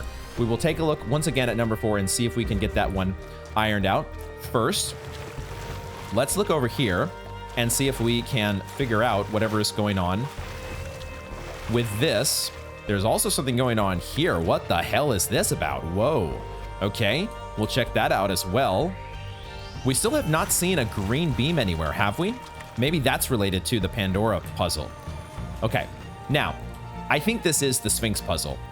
Let's take a look at our Sphinx photo here again for reference. Because now what I can see is, okay, it's obviously like a 4x4 grid, but there are 2 pillars that are missing. And I did notice that before we took a look at that again here, that there are 2, I can see there's an opening here and an opening here. Okay, so let's align ourselves with the way this looks. So one of them is in the upper right on the photo. So that would be if we were to look at it from this angle. So now that looks like the upper right. So if we're aligned here, the only question is which of these are supposed to be depressed versus pressed versus not pressed. I'm going to guess it's really just a coin flip. And it doesn't, you could make a logical case for either the solid ones or the hollow ones to be the ones that are depressed. Let's go with the solid ones as being depressed. So we have dun dun dun dun dun dun. Let's press those. I'm assuming we're pushing the buttons. So I think we want to push this one, this one, this one, and then we want sort of a little mini L here on the lower right. Is this correct? It's the opposite. It is the opposite. Okay, so it's the ones that are not filled in. So let's just go ahead and do this. Let's just reverse everything from the way it is here. Reverse these, this, and this. And then we'll reverse this one, this one, this one, and this one. We'll reverse that, that, and that. We're just, I guess, sort of going in sequence here and just switching them all. Wait a second. What? I was expecting us to get a sound that was going to let us know that we did the puzzle right. Maybe I didn't press the right buttons? What am I missing here?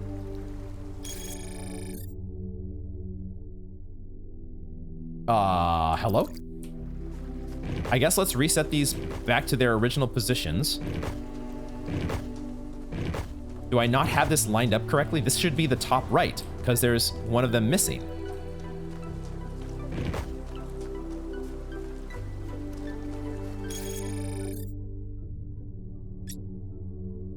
So I tried pressing the solid ones first. I think I got the right ones, but now I'm not so sure. Let's try pressing the hollow ones.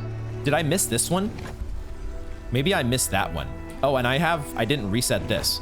Maybe I screwed something up. I probably just screwed something up. Let's try to pay attention to the details here. They're all up except for this one, which is the lower right on our engraving here.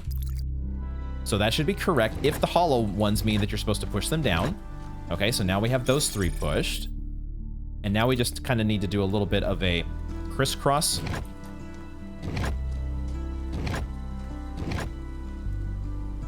No? I must be missing something. Maybe there is another panel somewhere. Or I just didn't press them the right way the first time. Let's try this again where we just flip the order of toggle them all. We'll go one row at a time here and just toggle every single button. If that doesn't do it, I must be missing something. I don't think there could be... Okay, I just did it wrong the first time. So I missed one of the buttons. Simple as that.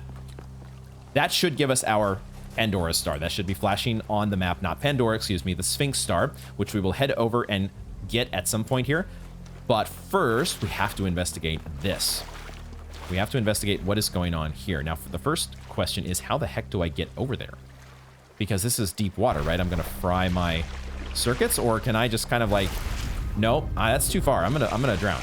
So I need to go around? Question mark? Oh, I am also noticing there is a spark over here that we hadn't grabbed. So we can get that as well, but it does... Oh, it's part of the gold puzzle. That makes so much sense. So we need to open the gold doors here first in order to get to that, whatever that puzzle is. Got it. Okay, so let's grab this, if I can do a little bit of parkour here. No big deal. Got the spark collected. So then what is left on our compass here? I think we also missed the Lost Labs. I remembered seeing the entrance to the Lost Labs. It was around here somewhere. Where did I see that? Wouldn't there be a question mark on my compass somewhere? Is it here, mixed in with a bunch of the, like my main objective and whatnot? Oh, here it is. Okay, it's an opening right underneath. I knew that I saw that here at some point. And sure enough, it is a question mark there that was tucked in between a bunch of icons on my compass. So this is, I think, our Lost Lab. Let's check this out. Because we do need to connect to a data stream in the lab. That is part of our main objective. Otherwise, we're not going to be able to make full progress. So let's head inside. And it looks like we've got another living area, and Alcatraz is here. There's a guitar. Who was the one playing the guitar? Who is the musical one in our little family here? This could be where all three of them hung out, right? Cornelius, Athena, and Miranda. Let's talk to Alcatraz, though. Look at this place. It's beautiful, isn't it? Mesmerizing. That's how it lures you in, I think. You see all these beautiful things and your imagination starts working overtime. And then the puzzles, the towers, the mysterious apparitions, it all draws you further in, deeper into the trap. What if that's the whole point of this place? What if every time you have one of those visions, another little bit of you is corrupted, overwritten with the hubris of this place? It could very well be. There's two different ways you could look at it. In almost every situation, there's alternate viewpoints. It could be corruption, but it could also be, you know, convincing us of the proper way to go, the proper path. I'm also seeing in the background here, there is some other sort of anti-gravity tech that looks like is maybe in play. I want to take a look at that.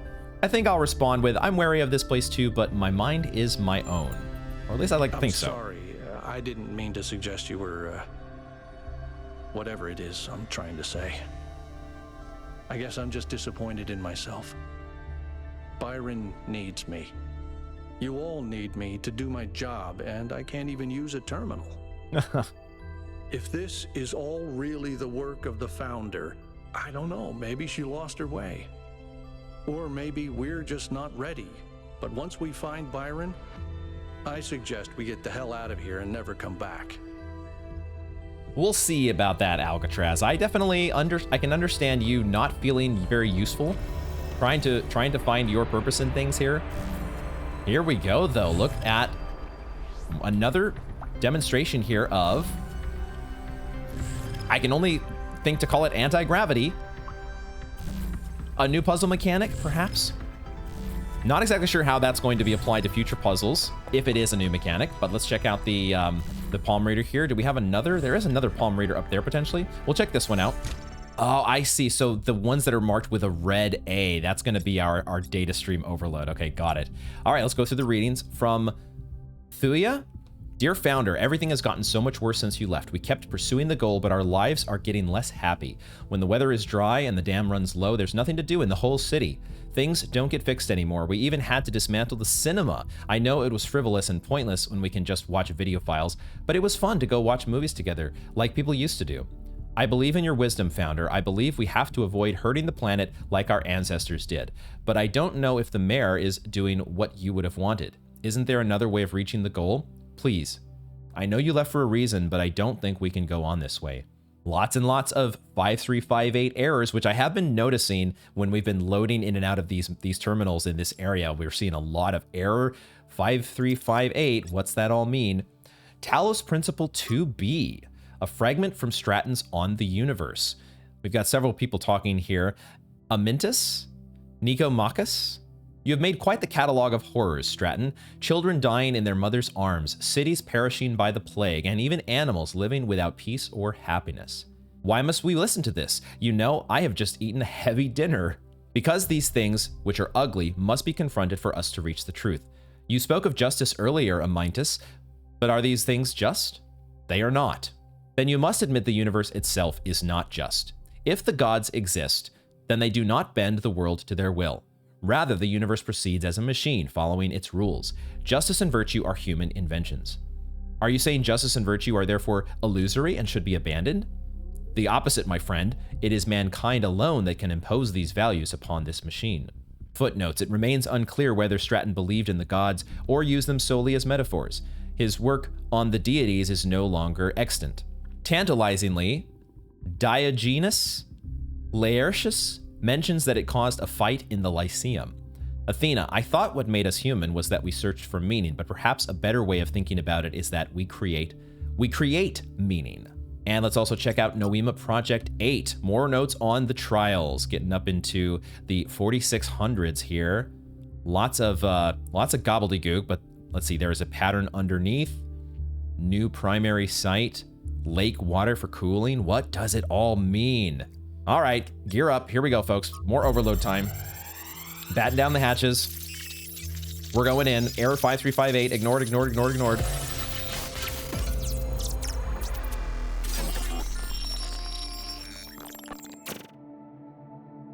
Our ancestors kept telling themselves that the brevity of their lives didn't matter. But they had so little time to ever really think about anything. I've spent several human lifetimes studying this mystery, and only now am I beginning to see. The simulation was built on top of material reality, unable to escape its constraints. In the same way, physics as we understand it, even quantum physics, is built on top of a deeper reality. A set of rules that define existence itself. There is a universal language of creation, and I think we can learn it.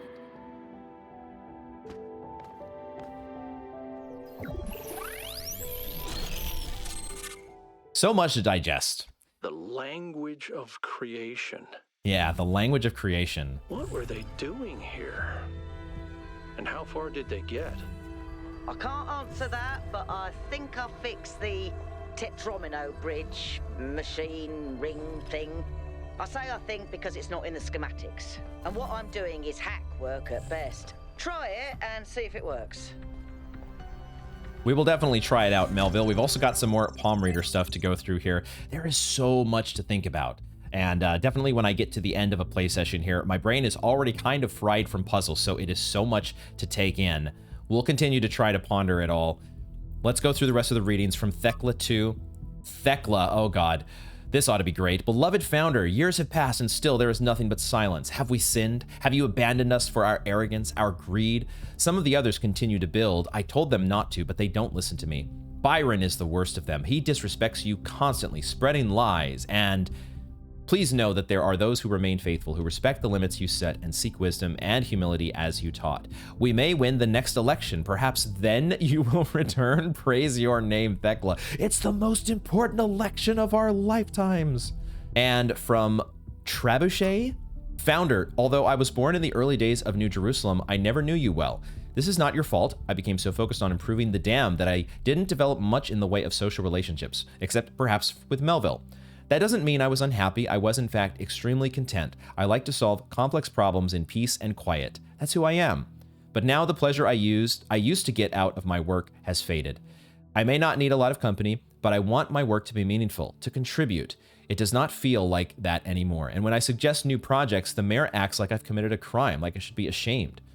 I do not like this. I do not care about social issues or debates. I do not want to get involved. I just want to be able to keep working on making things better. Please fix this situation.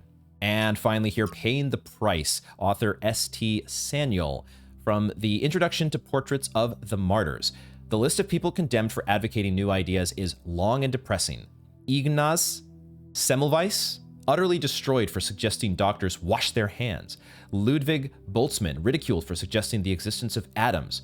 Robert H. Goddard, mocked for arguing that a rocket could reach the moon. Al-Razi, attacked for questioning the existence of humors. Barbara McClintock's discovery of transposition, ignored for years. The list goes on. And we haven't even touched on what happens to those who suggest political rather than scientific improvements. Even when they succeed, they often still pay with their lives. These days, the idea of progress is frequently derided as yet another narrative, identified with the establishment by critics who curiously portray themselves as rebels. But the truth is that every step forward that humanity has ever taken has, 5 through 5.8, enormous personal cost. Miranda, that means it's even more important to stand up for the truth because so many others have already sacrificed themselves for it. Athena, it does. But what is the right way of doing it? Many died for the truth without accomplishing anything. Miranda, maybe we just have to do what's right and trust the universe. I've decoded another file from the data stream. Listen to this. Mother and Father think of our discoveries as a language, a code. But I think they're wrong. They're so caught up in the technical details of running the experiments and upgrading the machine that they're not paying attention to the patterns we're finding, to the symmetries, the harmonies, the melodies. The fundamental language of reality is a kind of music, and it's beautiful. Beauty is an inherent property of the cosmos. I love the way she looks at things. Okay, let's take another look here at number 4. Let's see if the fresh brain can take a stab at this. Let's in fact do a reset. Let's start from scratch on this. We'll see if we can incorporate all of the knowledge that we have now regarding teleporters and thinking in terms of how to get past force fields. Maybe we weren't at the correct level up just yet. So the first step that we had here was teleporting inside with the connector, correct? I don't think there's anything else. Well, we could do this. We can not teleport, we can open this door and bring out the box. There seems to be no downside to doing that. Now we simply have a box where we had none before. We haven't done anything that locks us out of anything. And it doesn't seem... It feels okay to just go ahead and do this as well. These opening moves here of bringing our pieces of equipment out into the open feel totally fine. And maybe even required. Probably required. So we have now extracted both the box and the connector into this open area. Now, the difficulty that I was having, I think, is that it seems that there is only one way to lower this force field. There's only one way, I think, to lower this force field. This pressure plate here only lowers the next force field, because if I remove this connector, that force field goes down. So the lesson that we had learned with the teleporter, had to do with how we activate pressure plates. Maybe we can still do that. Maybe we can still do the lessons that I had learned with pressure plates, which is just to stand on a pressure plate and move yourself forward. And that, I think that's where the name Pushing Through comes from. I hadn't learned this lesson yet. Now we're past the force field. And now we can keep on pushing forward. Because we take off the teleporter here. It's this one simple trick that teleporter puzzles hate. Pushing through force fields, because you can stand on the force field and push yourself through. There we go. So simple. It feels so simple now, and yet I was so hard stuck before. My goodness. With that, I think we have completed, well, we have almost completed every puzzle, because we still have a star left. We have a Pandora star, and we're gonna need to go look at that again, because I am not sure how we're gonna solve that one. The first difficulty is how the heck do we get a green signal? I'm probably just misremembering, but it doesn't feel like we've had a green signal anywhere. Is that actually a connector or is it an RGB converter? That is definitely a connector. It is not an RGB converter. So where do I get a green signal from? To my memory at the moment, I don't remember there being a green signal anywhere. I'm gonna have to review some of these puzzles because I don't remember there being a green. This one didn't have, this one had a red signal and an accumulator. Either we have to find a green signal or we have to find an RGB converter somewhere. I am seeing a Prometheus spark down there as well, which means that is a part of the island that we have not investigated yet. So let's go down there just because there may be some other, perhaps some other piece of equipment that we haven't seen. Like, I don't know how are we going to get this? How are we going to get this green signal? Okay, we're on this side, so I'll grab the Pandora star while we're here. Sorry, the Sphinx star. Getting those two mixed up here. When the heavens are silent, what is a prophet and what is a tyrant? This one has both red and blue in it, but there's no converter, right? You need a converter somewhere. Which makes me wonder, is there a converter, you know, out in the world? Like we had in... That is probably what's going on, right? There's probably an RGB converter somewhere that's not directly connected to the connector that's by the Pandora star. Oh, wait. Wait, is that... Hold on. Is this a thing? No, I thought maybe that I thought that right there might be a converter, but I feel like we need to be looking for something like that. Like maybe on the top of this structure somewhere? I think that's what we need to be looking for. So the only question is, where is it? Oh, hold on. I see something. I see something. I see this. Okay, there is, it's just a connector. It's just a connector.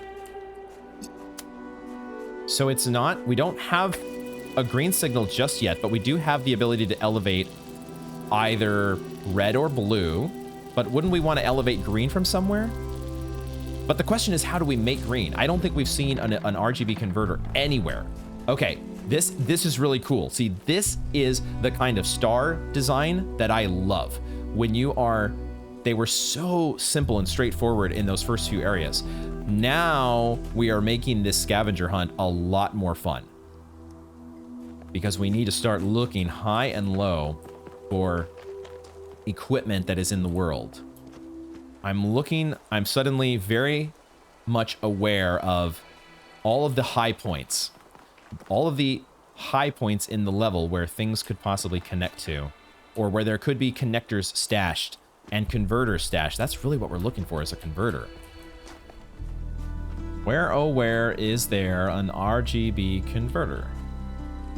Where are you guys hiding this one? Okay, no luck yet finding an RGB converter or any way to generate green. Maybe it's from, no, it wouldn't be in the Golden Gate puzzle because you have to get every single star to open that. That would, you wouldn't be able to get inside without generating green first. So it's not that. So let's take a break here and catch up with Alcatraz, get the rest of his dialogue, which is quite a bit of it. Okay, tell us what Mayor Herman said.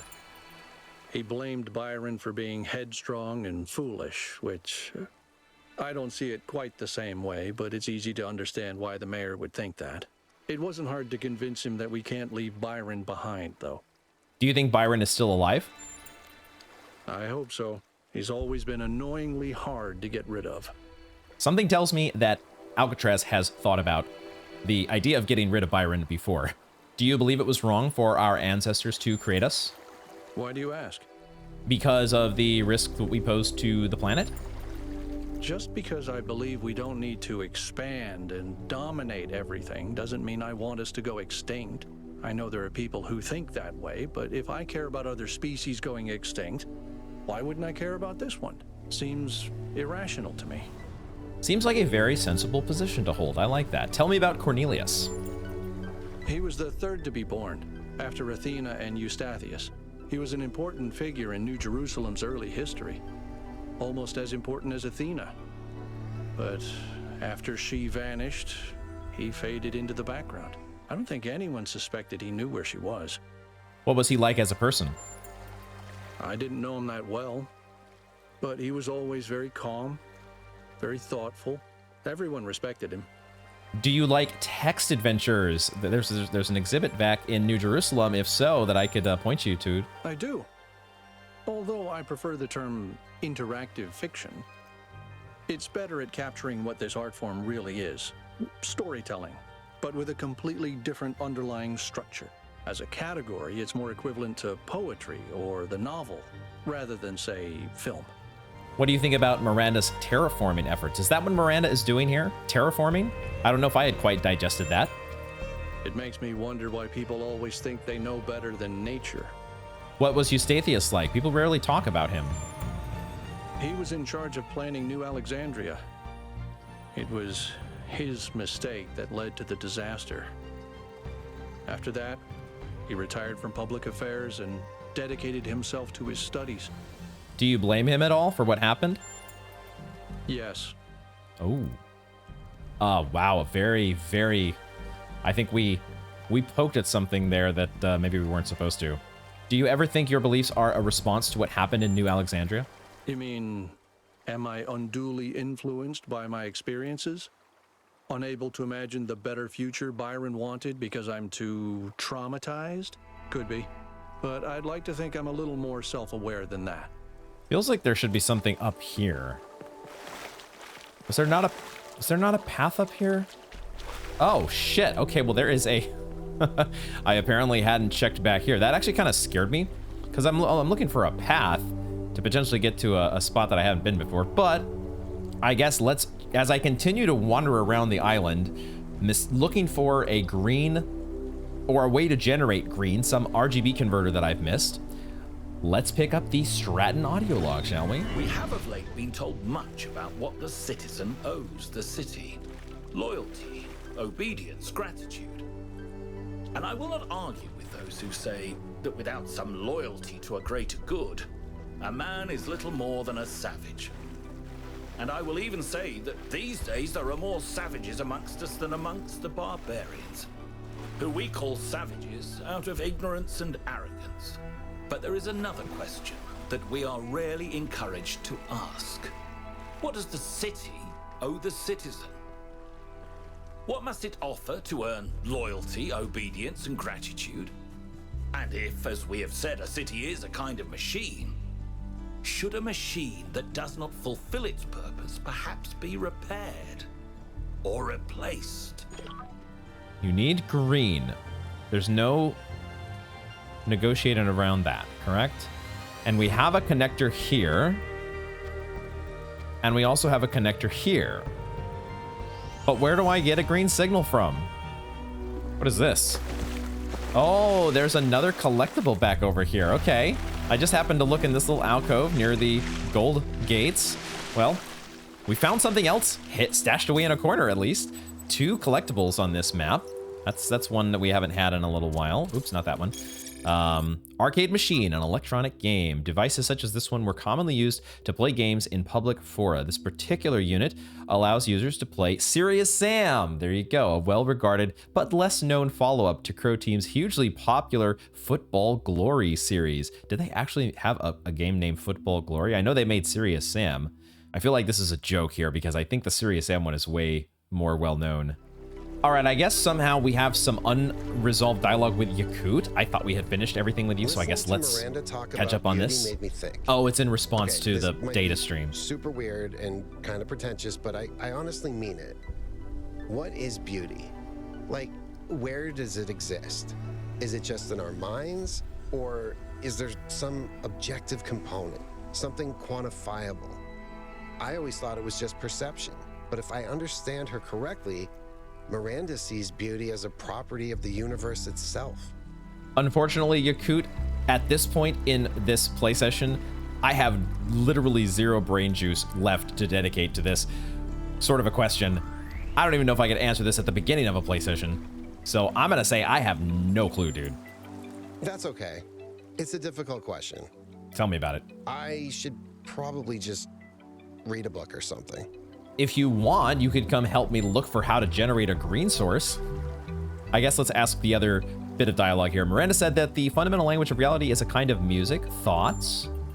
I think that's one of the most beautiful things I've ever heard. I hope it's true. What kind of music do you like, by the way?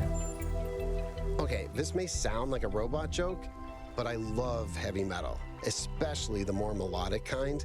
It's big, it's epic, it's full of emotion. You can really get lost in it. Actually, I named Bruce after Bruce Dickinson, the lead singer of Iron Maiden. They used to call him the air raid siren, which is also what my Bruce sounds like. Yakut is a heavy metal fan. Who would have guessed?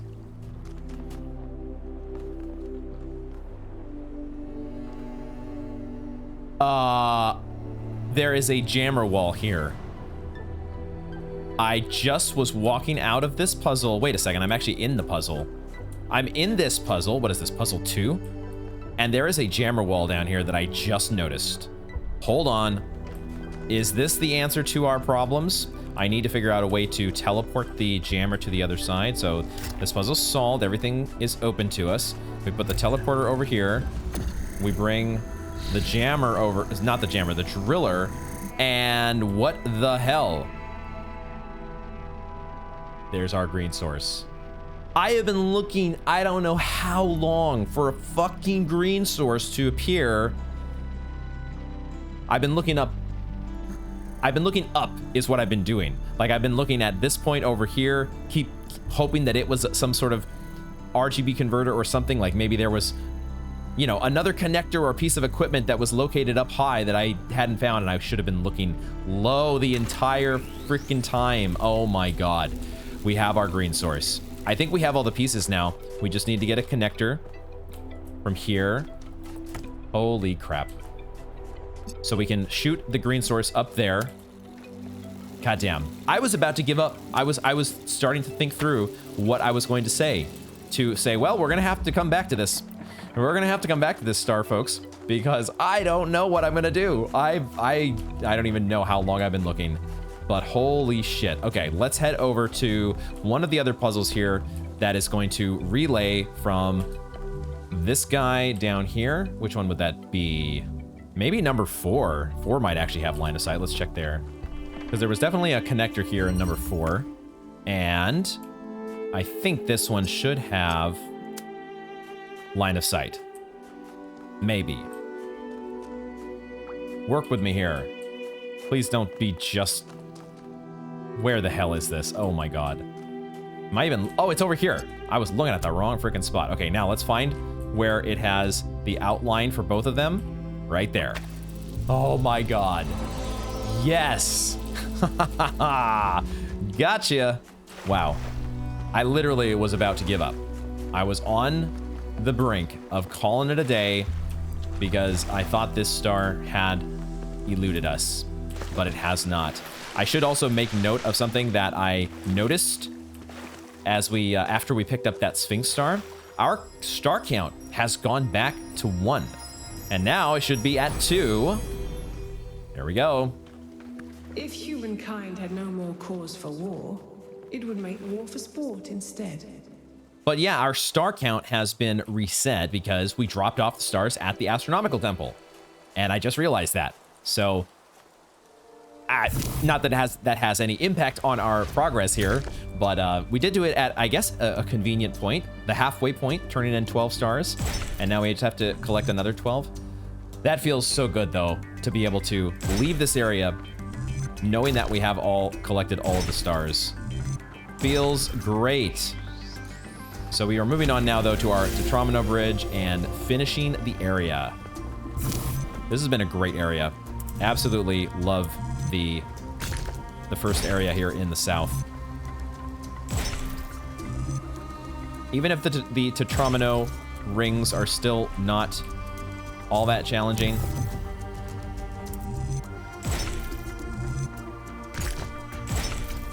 I can live with that because the rest of this area was absolutely awesome. Everything about this area, so good.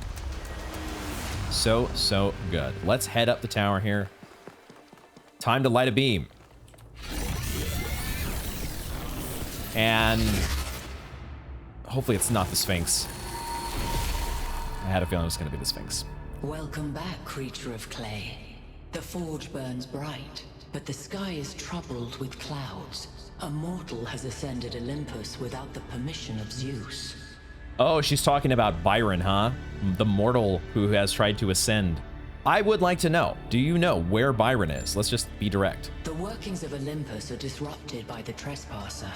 Pandora, fearing the wrath of the gods, has broken the paths to ascension. Maybe we'll play along a little bit more with her metaphor here and say, how can the trespasser be freed?